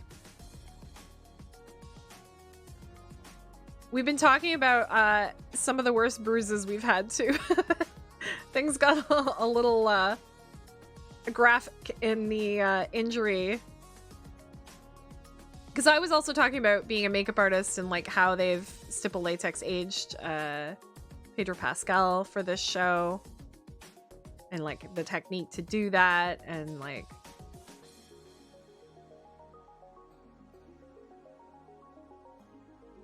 because for those of you that don't know, I went to school to be a makeup artist. Special effects, prosthetics, fashion, animatronics, everything.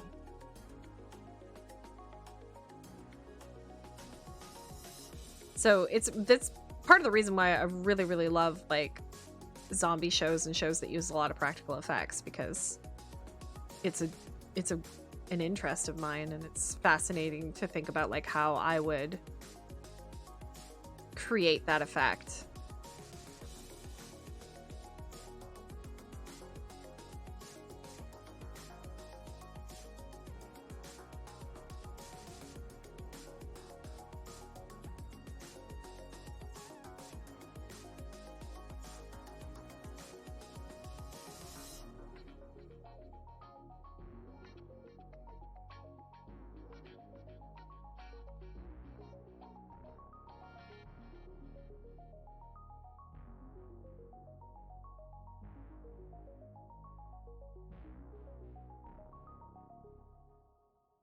They've also, and I believe they've done it in the way that I was taught to do it, they've grayed his hair.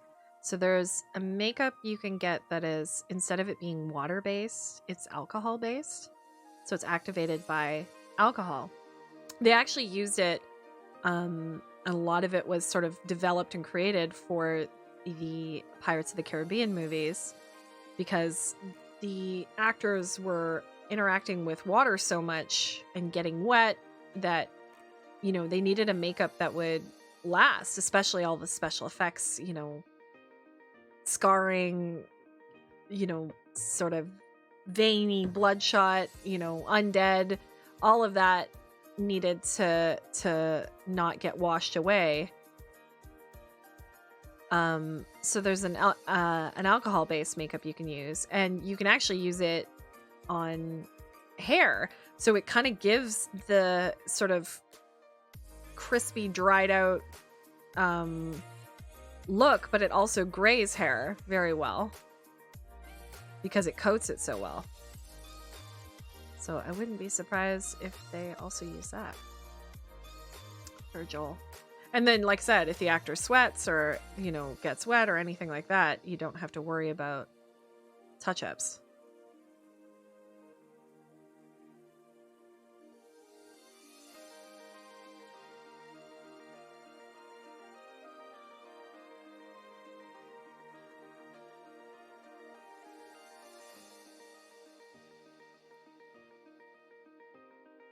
For whatever reason, describing hair as crispy really grossed me out. You know what I'm talking about, though, right? When hair is really dry and, like, dusty. Like, if you've ever been, like... trying to think of examples. Like if you're at the beach and the sand blows in your hair, you know what I mean? Like just that dusty kind of... You knew exactly. Yeah. It's got an ick to it for sure. You can see it like in this portrait. You can see how the strands are like coated almost.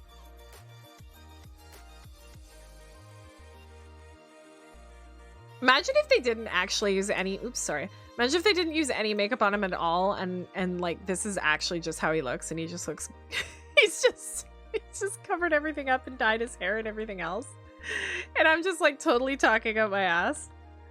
That would be so funny.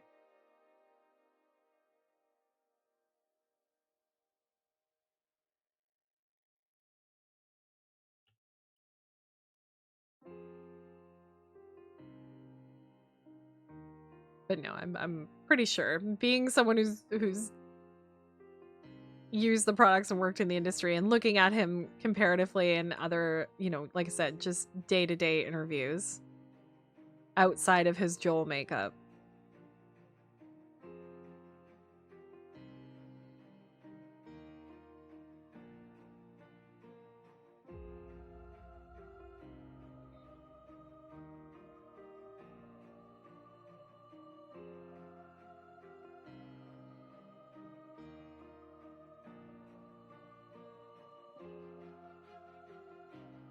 But these are the kind of things that, like, if you take great care in creating a look like this, it just brings so much more realism to the show. If you're thinking about like, okay, this is a dude that doesn't get to shower very often, doesn't, you know, bother about getting dirty, doesn't have all the products we would regularly use, even if he does get a chance.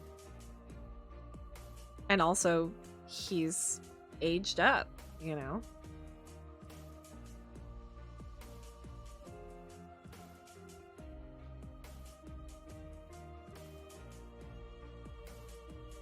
I forget what age Joel is supposed to be. Like, is he in his 50s, would you say? And that's what I want to guess.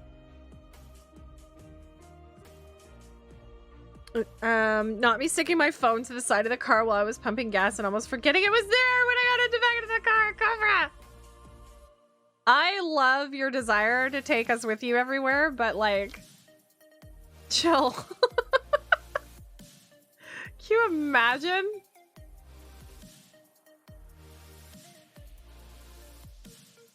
$56. Yeah, that makes sense.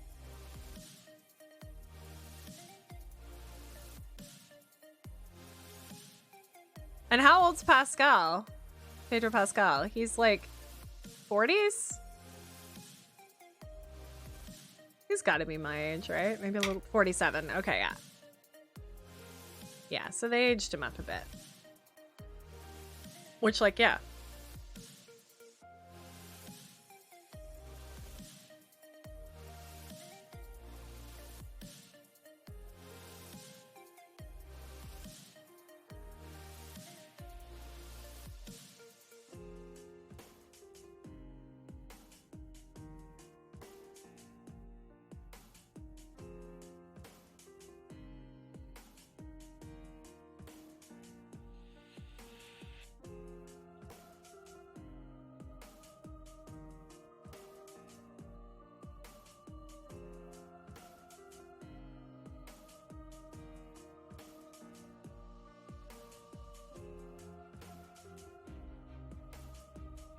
Okay, I feel like this is a good enough kind of sketch to go on.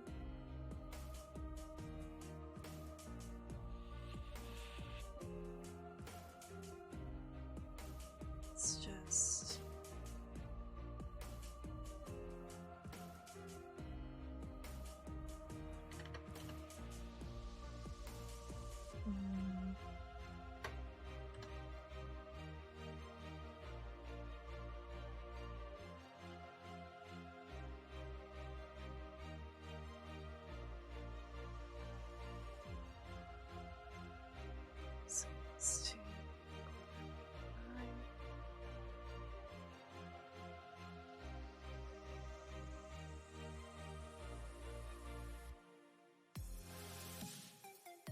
Also, we gotta get this open collar in here, right? Like...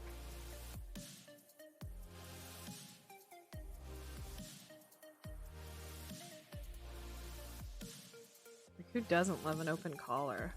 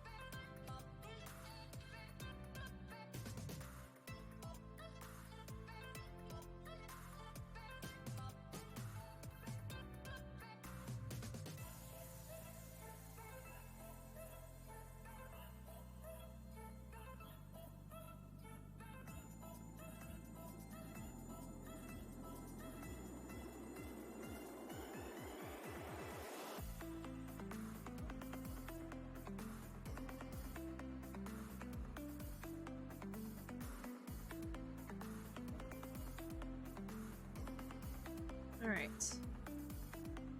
Let's get some detail in here, shall we? But first of all, egg.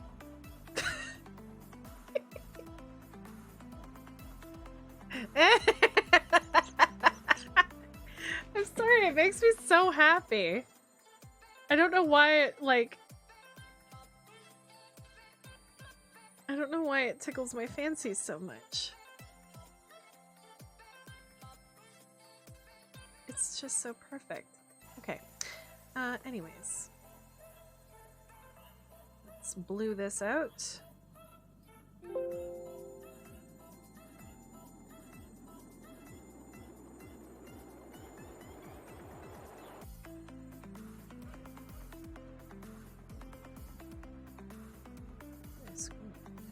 Overlay.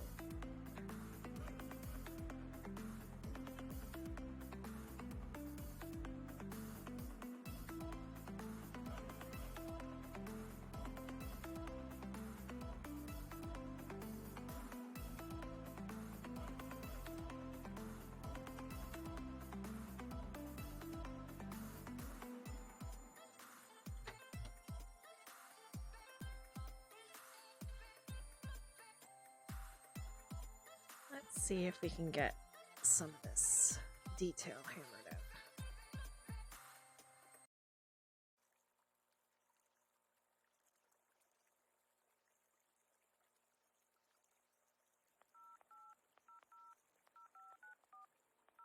Also, if you're new here, if you came in with the raid or, you know, you've just stumbled across, if you're enjoying the stream so far, if you have any questions about my style or technique or just art in general, if you are an artist or creator and you want to share something that you're working on, I'd love to see it. We have a Discord, !Discord, if you want to join, where we have an art channel and lots of other fun stuff. And it's also where I usually post my sort of news and updates first. Thank you, Alistair. But in general, if you're enjoying the stream, feel free to hit that follow button. I'm getting excited because we are only like what, 16? Yeah, like 16 followers away from 600, which is cool.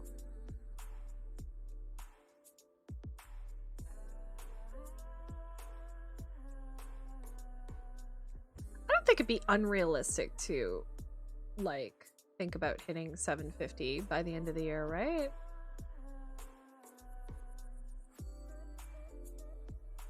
Numbers don't matter. I say this every time. Numbers aren't important. But it's fun to celebrate milestones, I think.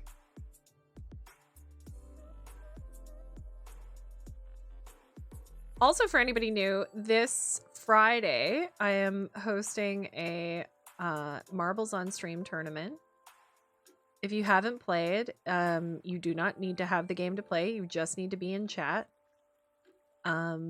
I set up a custom point system, and we do like Grand Prix races where you can cheer your marble on and you know, win prizes, and then you can see the little trophy down in the corner there. So whoever wins the tournament gets their name on the trophy. It gets hung in the Marbles Hall of Fame in our Discord and displayed proudly on stream until the next tournament.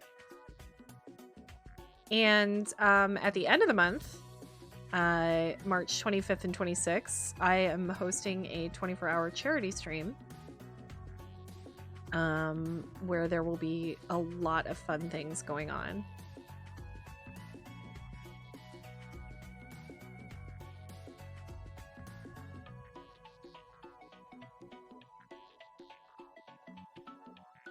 So I'm hoping you can join me.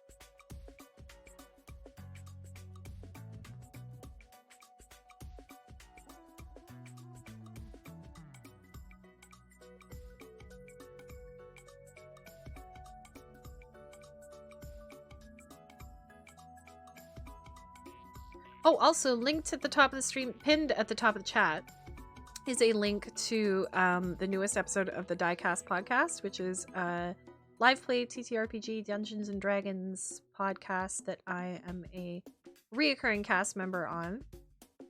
We've recently released the Tales from Troll Skull Volume 2 series. That is sort of a mini-sode happening sort of in between and alongside the main campaign. If you're interested in that, feel free to check it out. The newest episode, my character goes on a quote-unquote date, and absolute hijinks ensue when every other character and player tries to sort of spy on the date. Hey Lobster, how's it going? How was your weekend? By the way, thanks for posting that game in the Discord. I added it. It looks cool.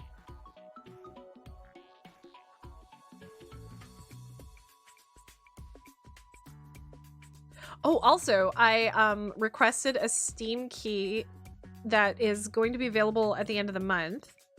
I signed up for this thing called Key something. I just did it today. But it's for streamers to connect with indie game developers so that they can request keys for games to try out. So this game is called... Shoot. What's it called?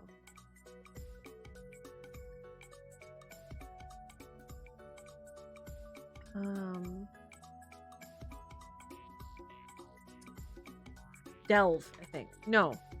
What is it called when the boat collects things off the bottom of the ocean?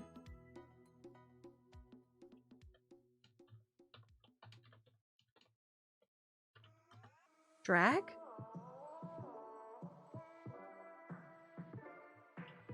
No.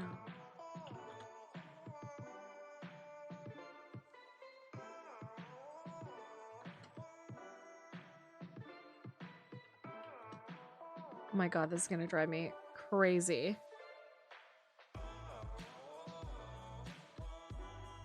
Anyways, Keymailer, that's what the website is called.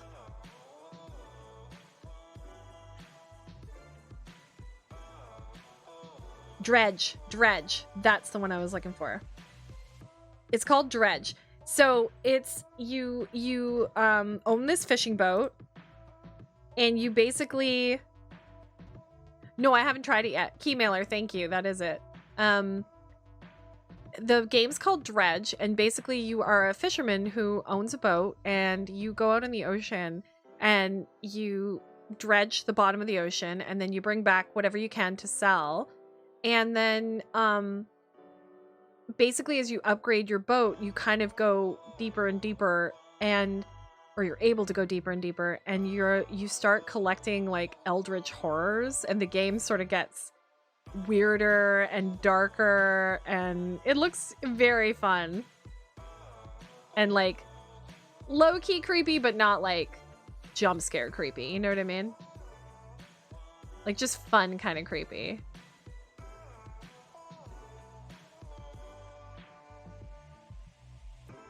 Yeah, so it's going to be available at the end of the month. So I've requested a Steam key for that.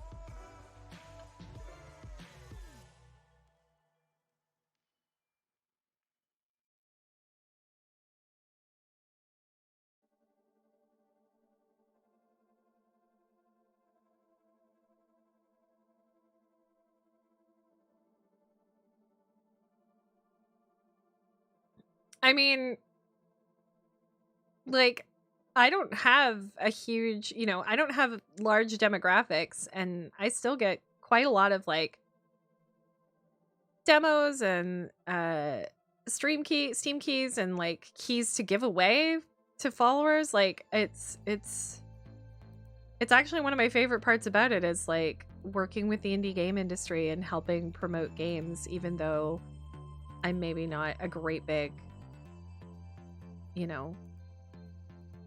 what would be considered a great big streamer.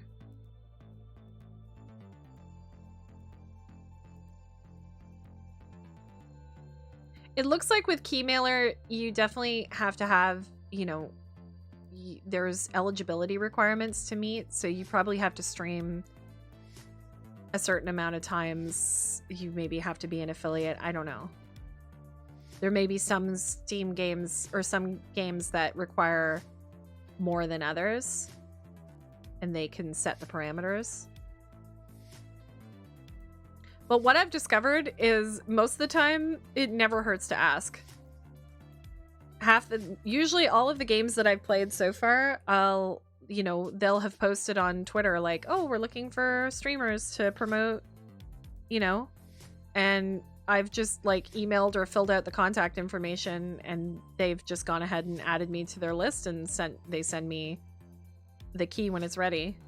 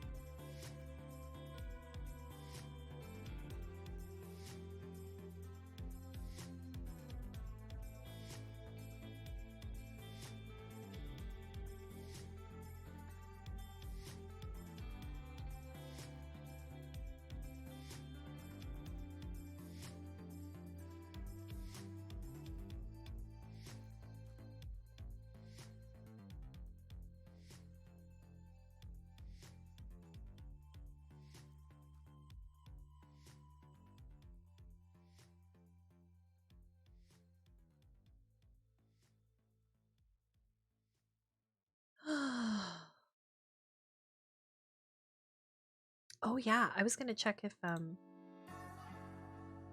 what's it called? I should just pin this to my. Oh, it is pinned. Never mind.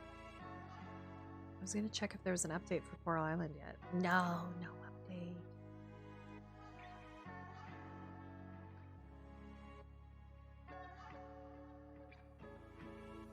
It's gonna be coming though. I'm excited.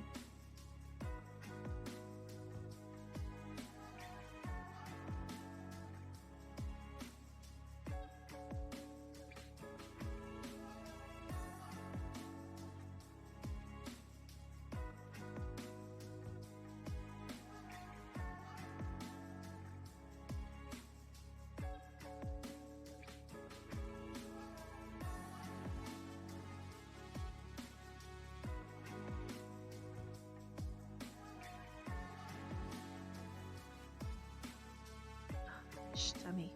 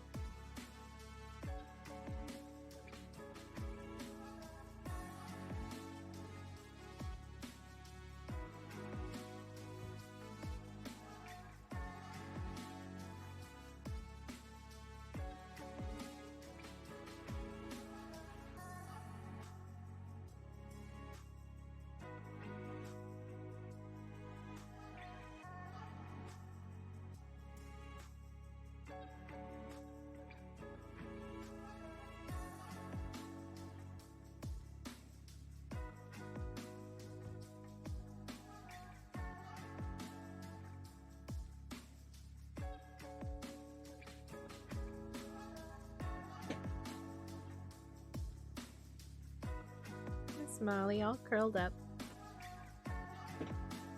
Oh no, it's a leg.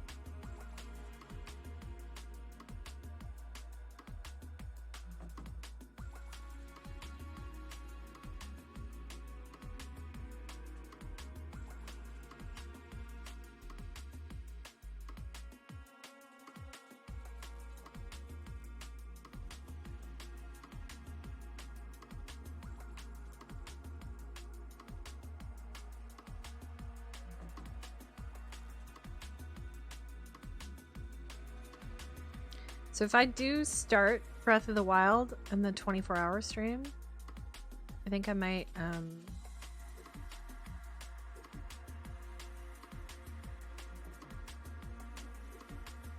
I'm like April might be, you know, Breath of the Wild.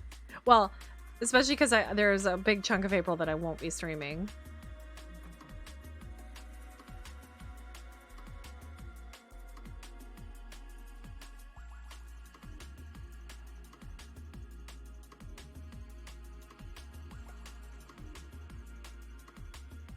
Because I will be in Florida.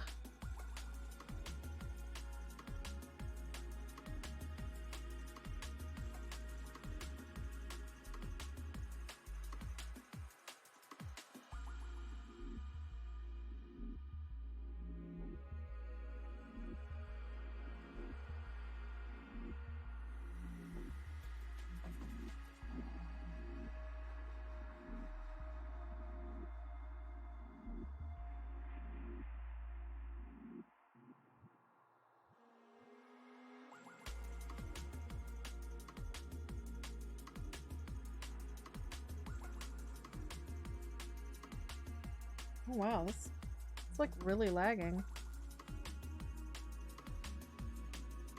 don't know what that's about.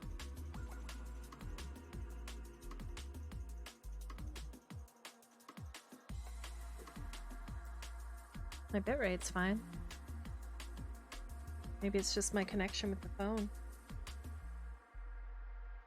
Don't know.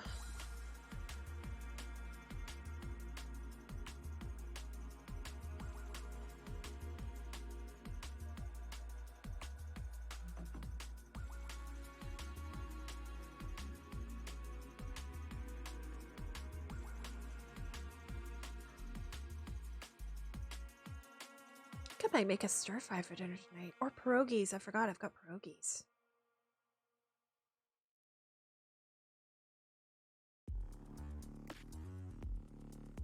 I love pierogies. I think I kind of made them too much for the kids though.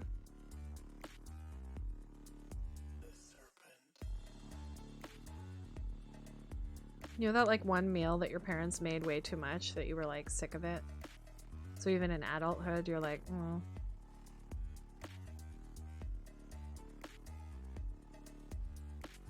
I think I did that to my kids with pierogies.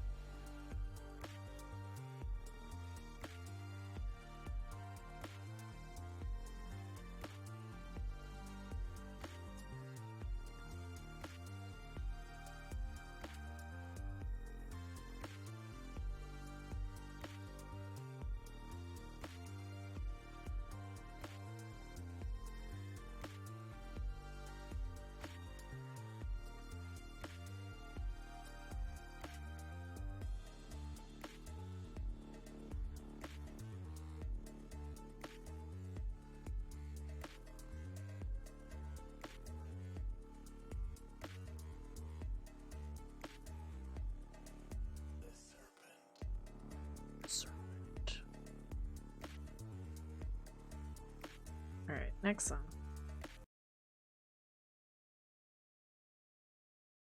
Pizza song.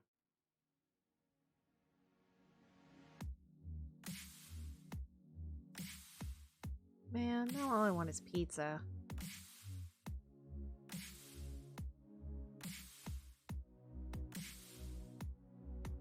Ooh, maybe I'll dip my pierogies in pizza sauce. That would be smart. I love talking about food, y'all. If you spend 5 minutes on my streams, that's just where the conversation's gonna go. I'm sorry. Sorry, not sorry.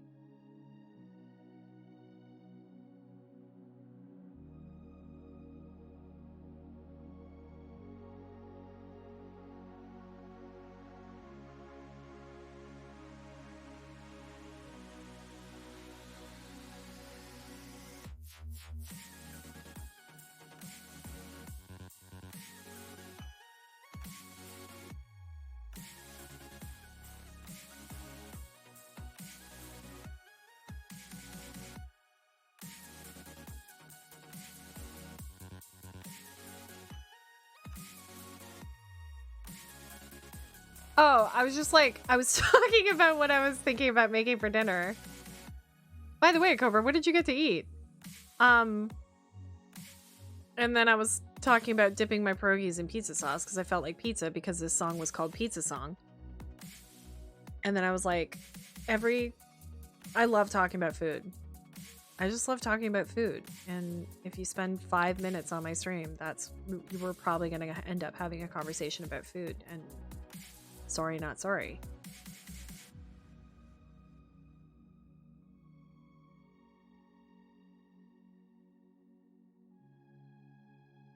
So that's what I'm sorry, not sorry for.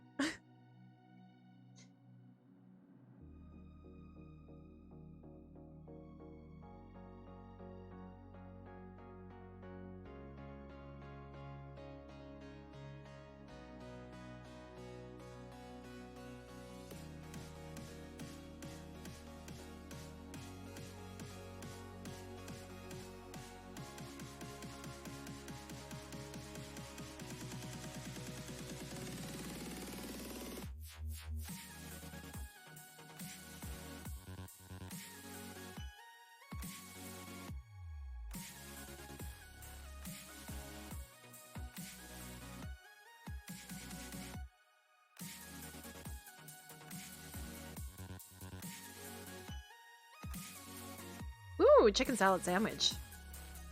I was close. I said a chicken wrap. And then Alistair said sandwich, so we both contributed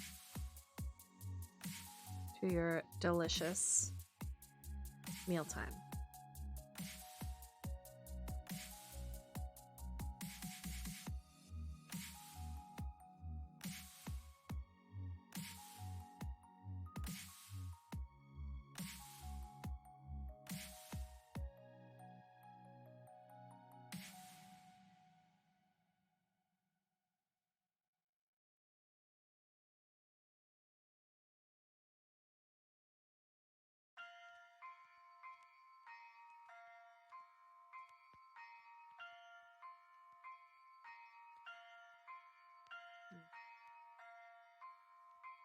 That's too big.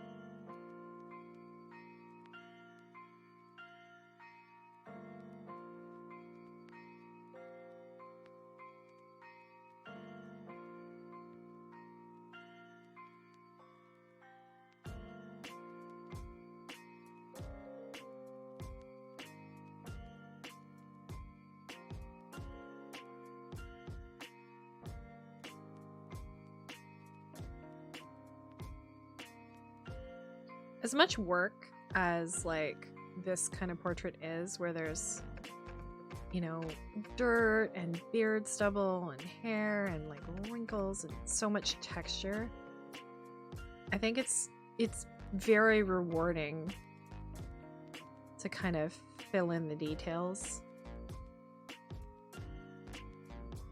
and see it jump out of the page screen. Sorry. Hit the mic. What's the matter, baby?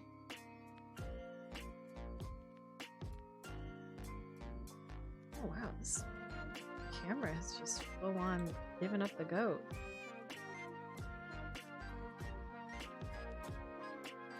Can I reconnect?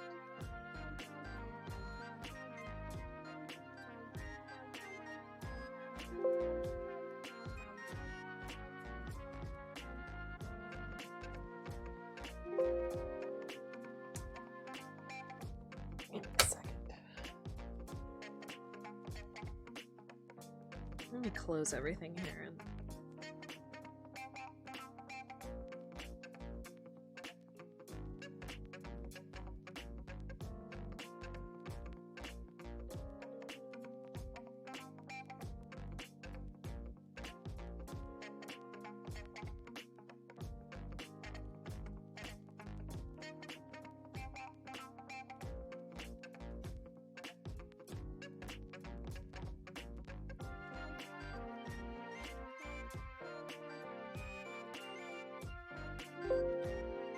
something's not reading with it.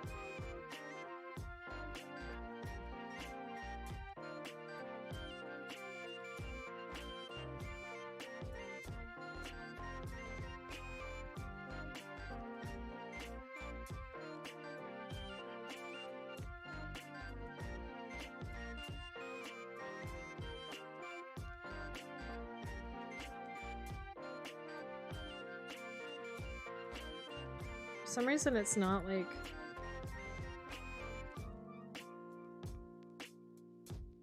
what? It's saying my Wi-Fi is not available. That's cool. Cool.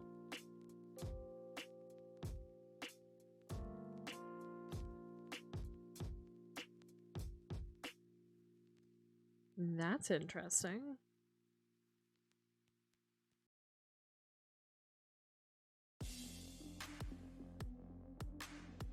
Okay, let's try now.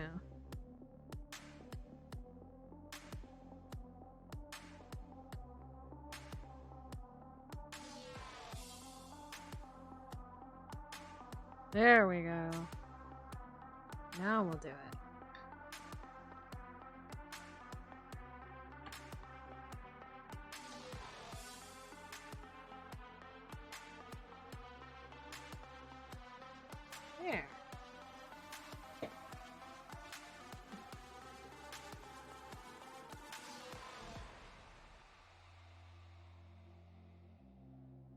Here she is.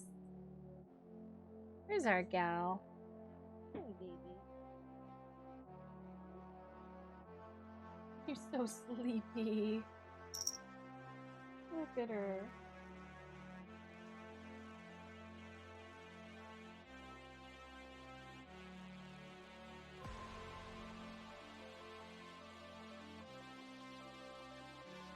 These are good scritches. Treat for Molly. Yeah, good for you. Good for you from Cobra. Let's say thank you. Thank you for using your bubbles, Cobra. Where is she?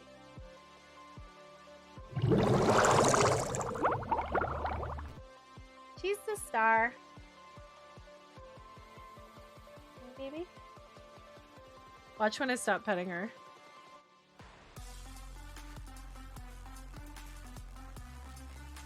It's like,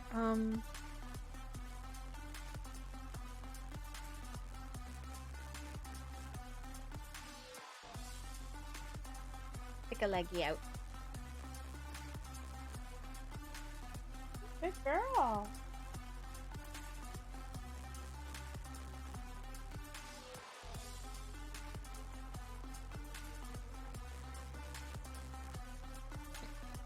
I just realized I should have a points redemption that's like scritches for Molly whenever she comes in. Alright, back to work. That was a good cat break.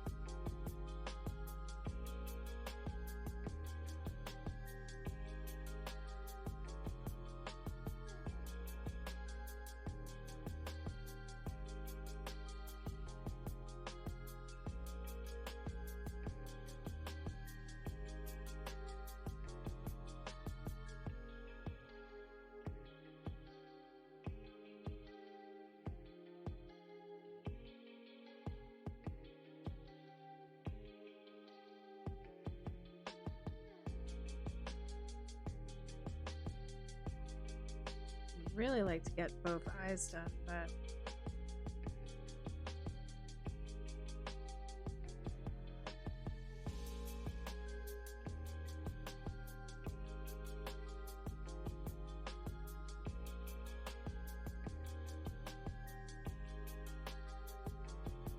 we're gonna have time.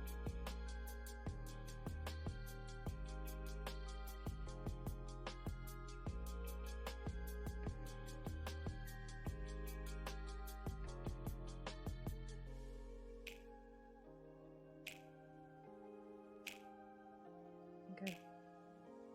I've given this too much space.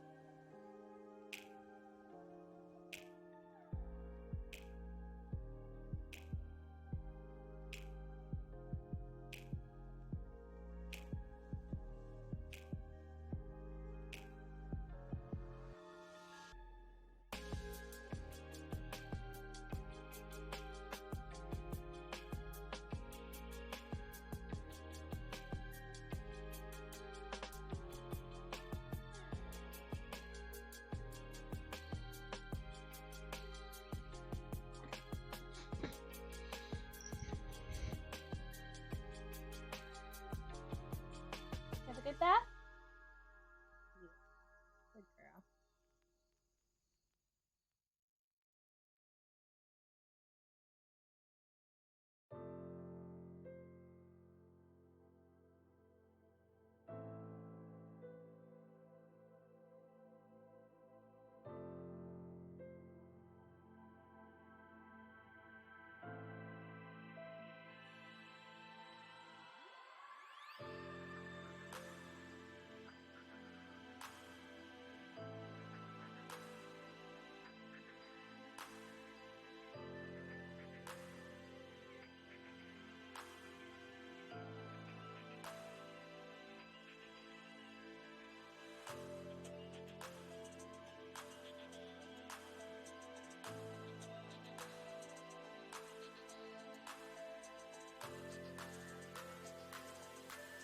For some reason, it's feeling really chilly in here today.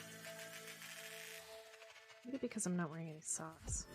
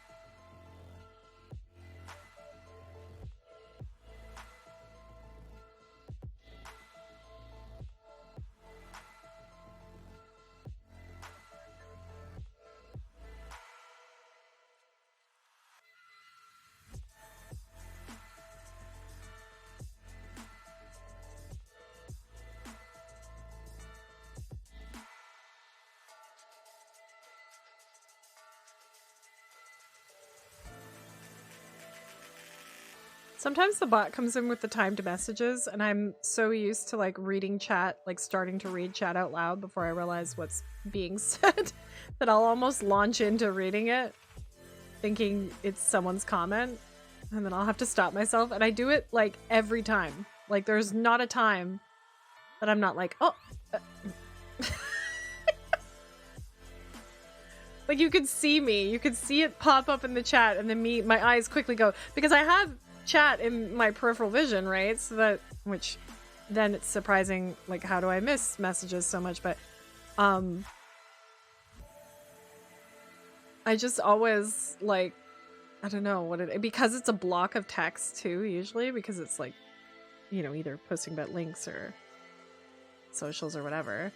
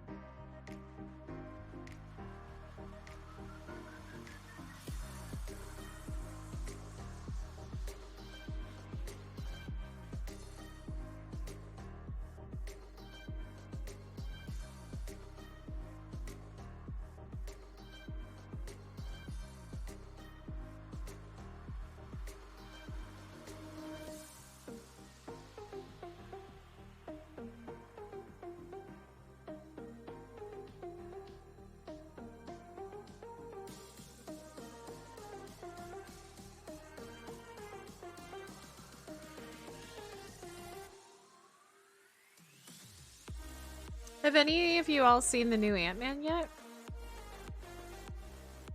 I haven't watched it yet, but both my kids went to see it.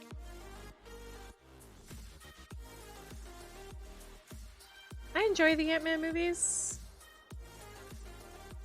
But again, I'm a fan of a movie that doesn't take itself too seriously, but has some good dramatic beats in it, you know, and some good action. I like a good mixed film.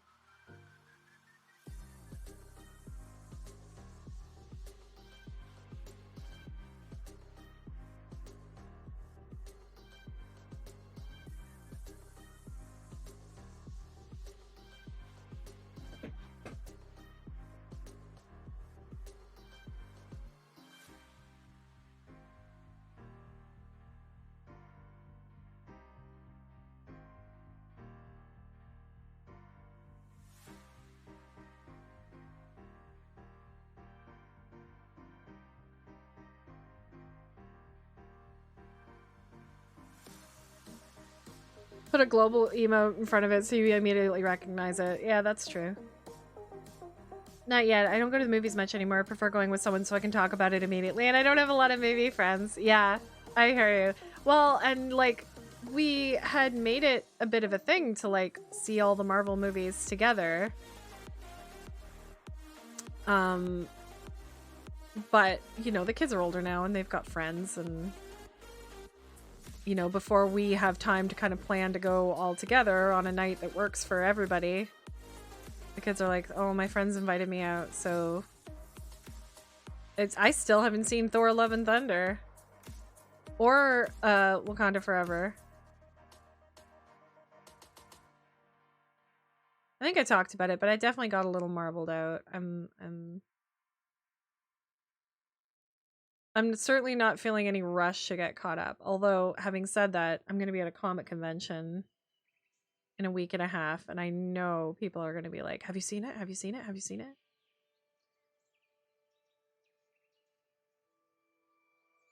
But also next week's March break, so maybe I'll hunker down and watch some of them with the kids kind of thing. Or maybe I'll throw them on this weekend while I'm working, trying to get stuff finished.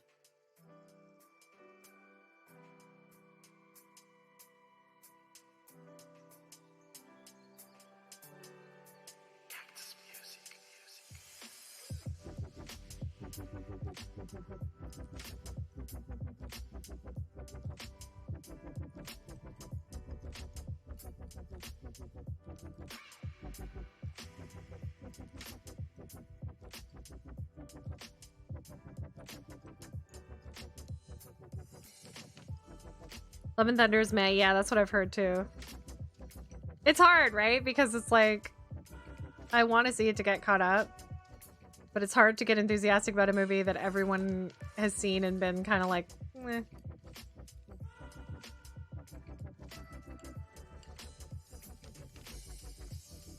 It's starting to feel like a chore to keep up with the Marvel movies. You know what I mean? It's like if you get even a little bit behind, suddenly you've got like a plethora of shows and movies to watch and you're like, oh my god. Am I getting paid to do this? No? I don't know if I can volunteer this much of my time towards one cinematic universe.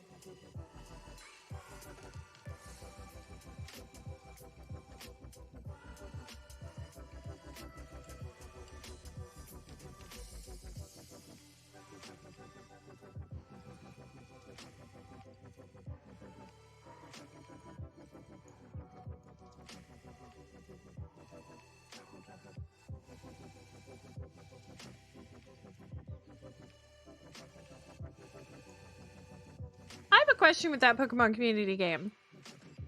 Is it like Pokemon Go where if you use like an Ultra Ball or whatever and you still don't catch it, do you lose that Ultra Ball or do you get it back? Does it only get used once it's catches something? Or is it like Pokemon Go where like once you've used it, even if it doesn't catch it, you lose it? That's rough.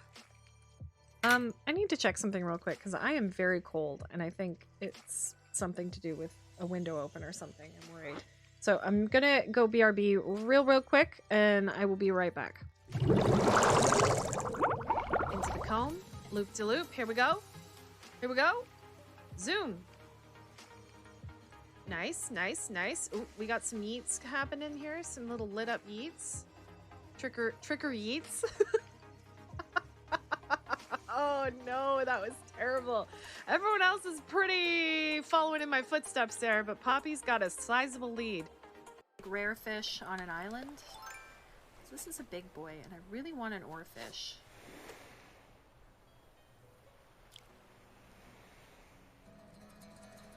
Imagine if this was one though, and I just said that. It's not, it's a sea bass.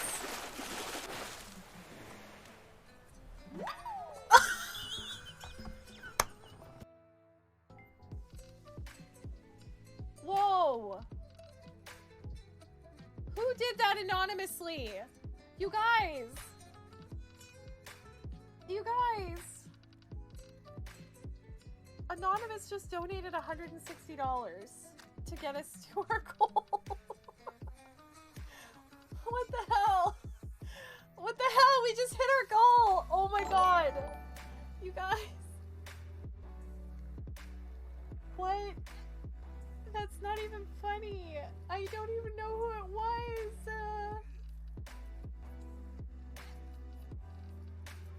I can't. You guys.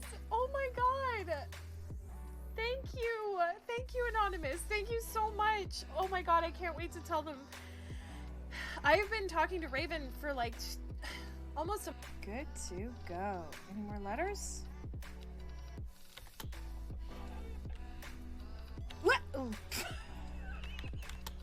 That wasn't a jump. That wasn't. That does. Who donated? Maddie!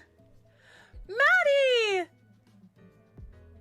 Maddie, thank you so much! Oh my god! Pause! Everybody! Hang on!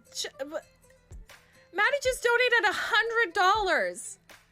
Maddie just got us more than halfway to our goal! Ah!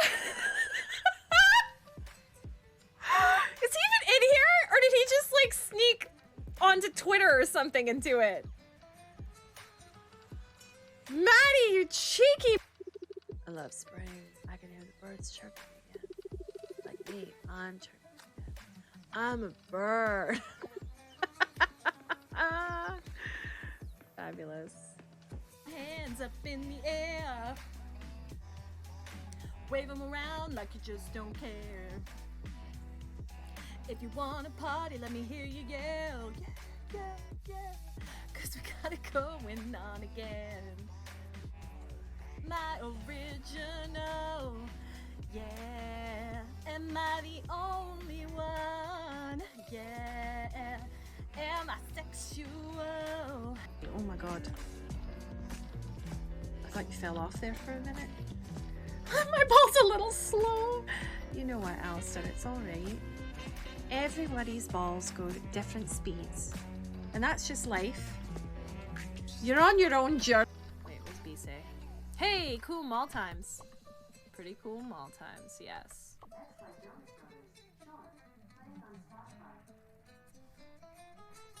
Okay, Google. Stop music, please. That scared the shit out of me. I think it heard cool mall times and it just turned on. Oh my god. Okay, that's better.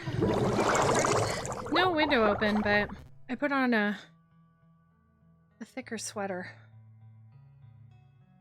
That's a little bit better. All right. Let's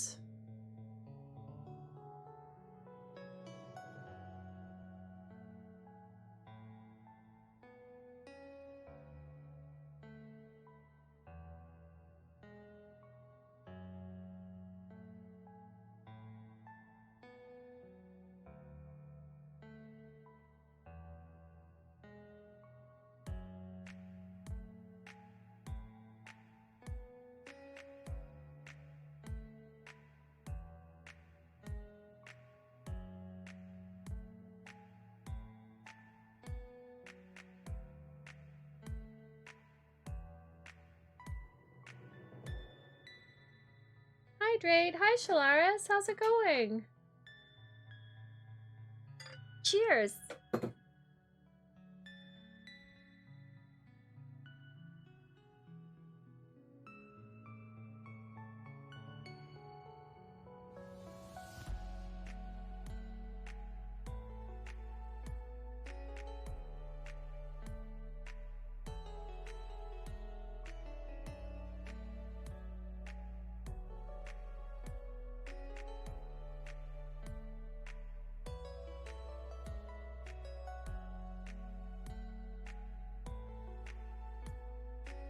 Oh my god, so a friend of mine was at a convention in Vancouver last weekend, over the weekend.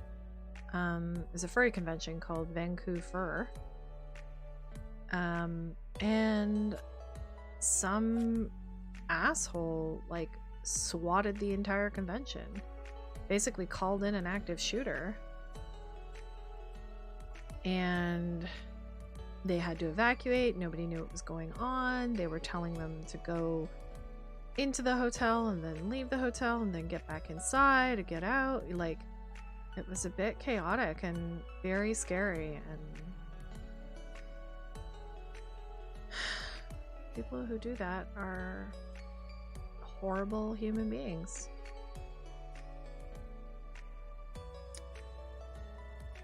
Hit burnout and what I was doing. So I'm coming and being active in your stream. Hey, I hear you, friend.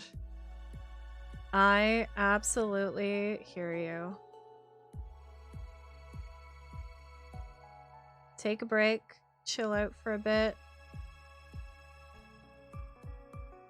We have to walk away from our creative endeavors sometimes.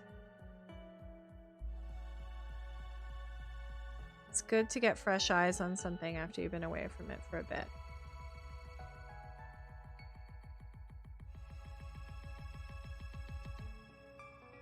People find harassing us furries to be amusing. Yeah. Oh, it was cleaning. I understand. Well, it's good to take a break from that as well.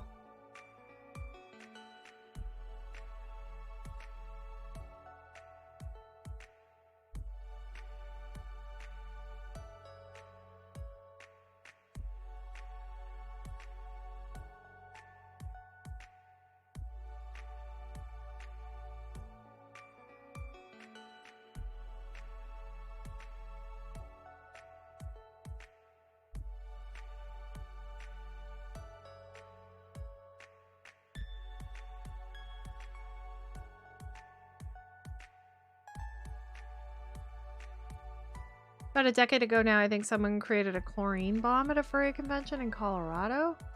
Jesus.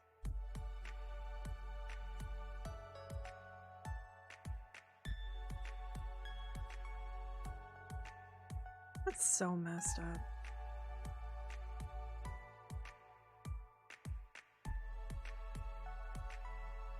I mean, this same friend recently got quite big on YouTube. They had been making TikToks for a while, and then they sort of decided to start posting them to YouTube. And like in a month, I want to say, they hit 100,000 followers. Like they just right time, right place kind of situation. And they're still a little overwhelmed by it, but they're trying to make content, you know, as they go. And like, they've been talking about like how on the regular they get death threats in their comments on YouTube. People are so messed up.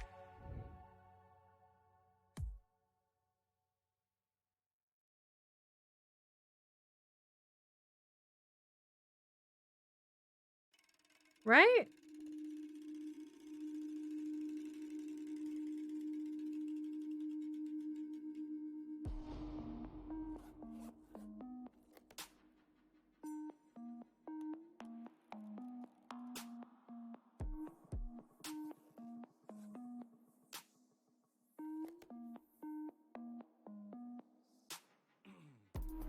I'll tell you what, you want to talk about one community that respects artists almost above anyone else, it's the furry community.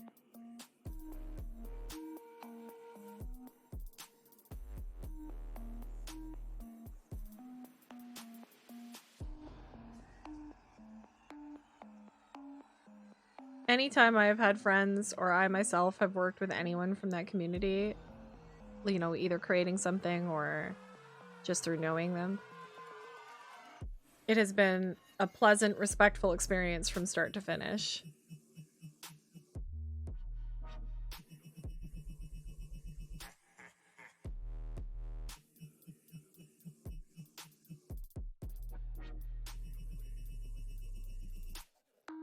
At work, bye! Bye, Cobra! Have a good night at work. And yet people go in droves to amusement parks and love posing with costumes actors. Exactly. I think sports fans are just the most perfect analogy. Like, you paint your face, you wear crazy costumes, you go and cheer on, you know, you go to events, you meet friends based on your similar love of something.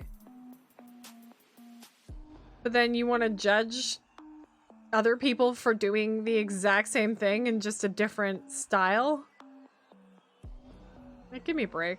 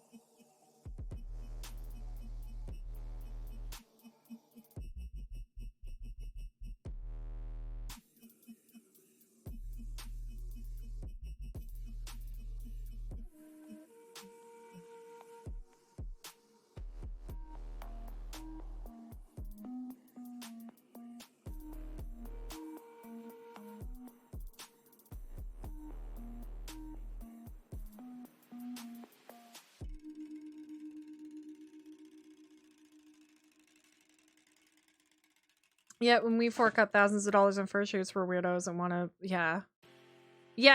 Again, the preface of like making everything sexual is also really fucking weird for people to do.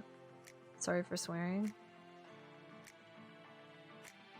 but it's happening right now with Drag Queen Story Hour, right?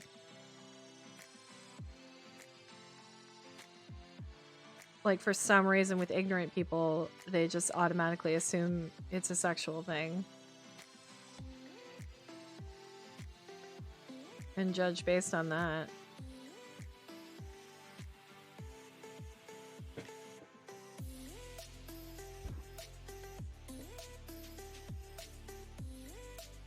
And part of me is like, sorry, your sex life is so freaking vanilla that anything other than missionary scares the shit out of you. But it doesn't mean, and let's unpack that for you, that you think that any sort of deviation from what you consider normal must be something to do with sexual desires. Let's like, go to therapy, you know?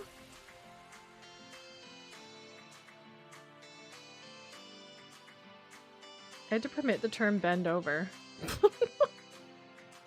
Yet these self-esteem people bend over backwards to protect their preach. Yes! Yeah. You want to look at some statistics? Because it's bad. I want someone to introduce a bill that, like, bans children from going to church. Children under 14.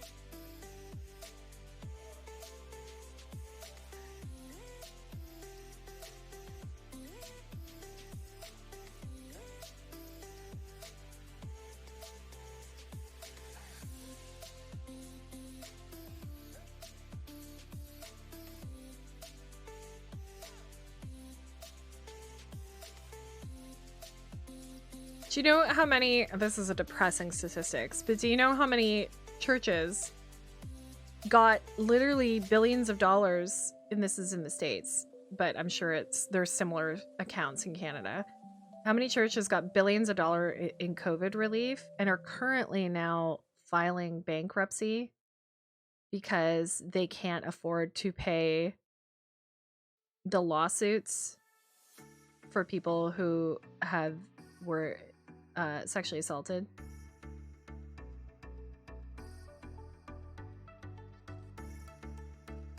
No, it's okay, Shalars. You don't have to apologize.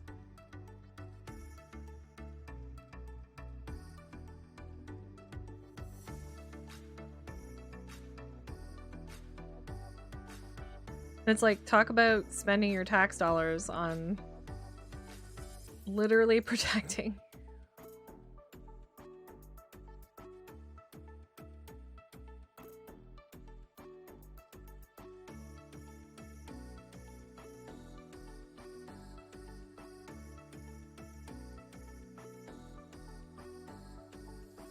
And I know y'all have seen that John clip of John, what's his name,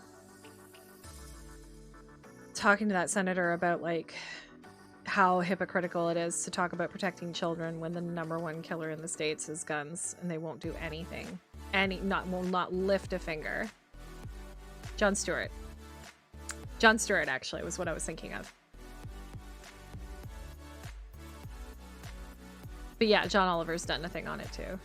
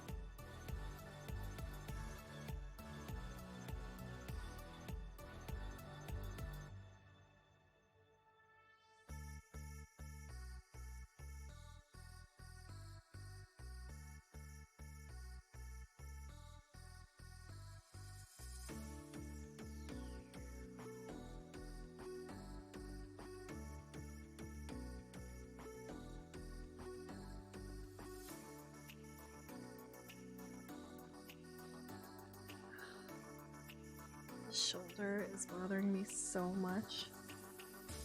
I think it's like the repetitive movement at work. I need to go back to physio.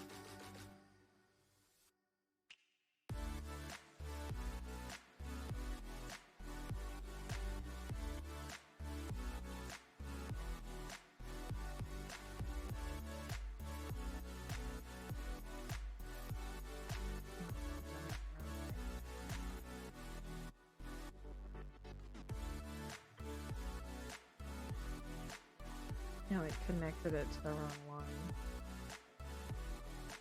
This should be down here.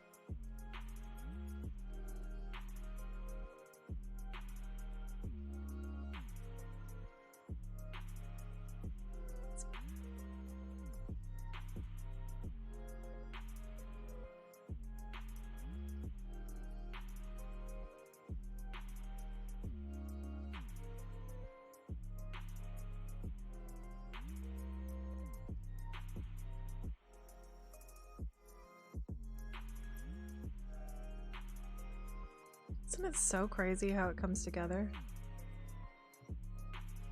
I just think it's so neat.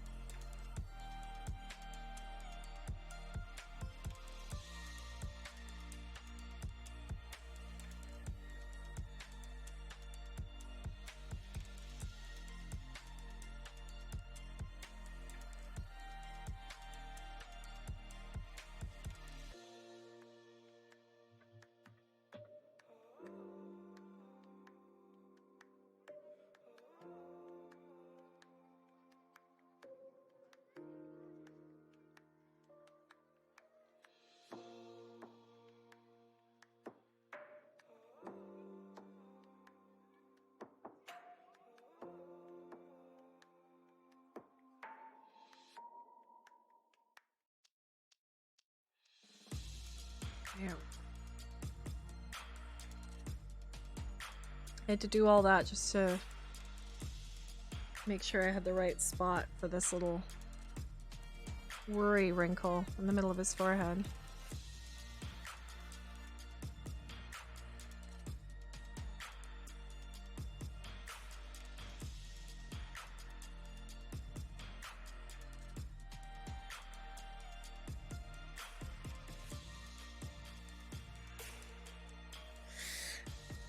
Okay.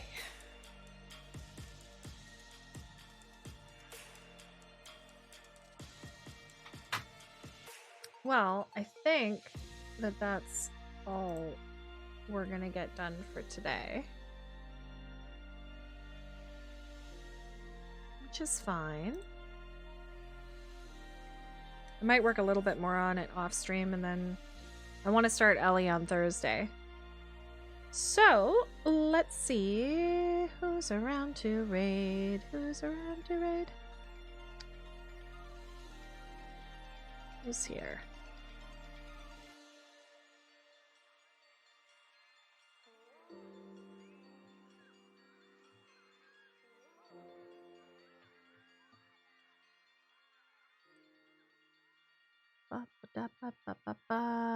Marie, we raided the other day. Void Brush, we haven't raided to be in a while.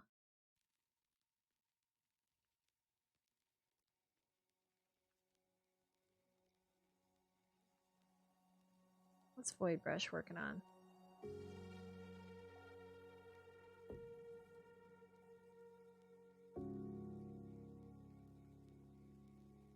Got an ad.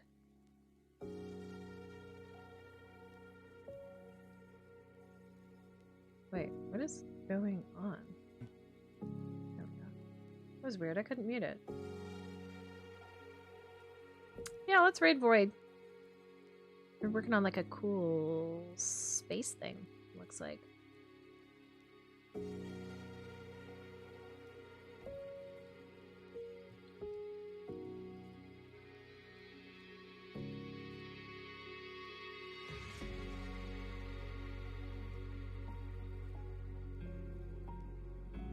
Please join me for the raid if you can. I will be back Thursday. I'm gonna try to start a little bit earlier and end a little bit earlier. Like, fingers crossed, maybe go 1 to 5 or something like that, and work on an Ellie portrait. Let's get our follow. Oh. Follow raid.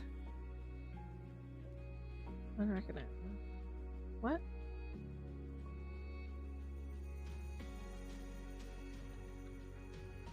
Oh wait, what am I doing? Like that. There we go.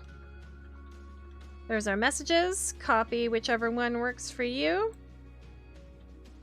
Let's give Void lots of love. I hope you have a wonderful rest of your evening. And I will see you on Thursday. Take care of yourself. Give Void lots of love. Bye!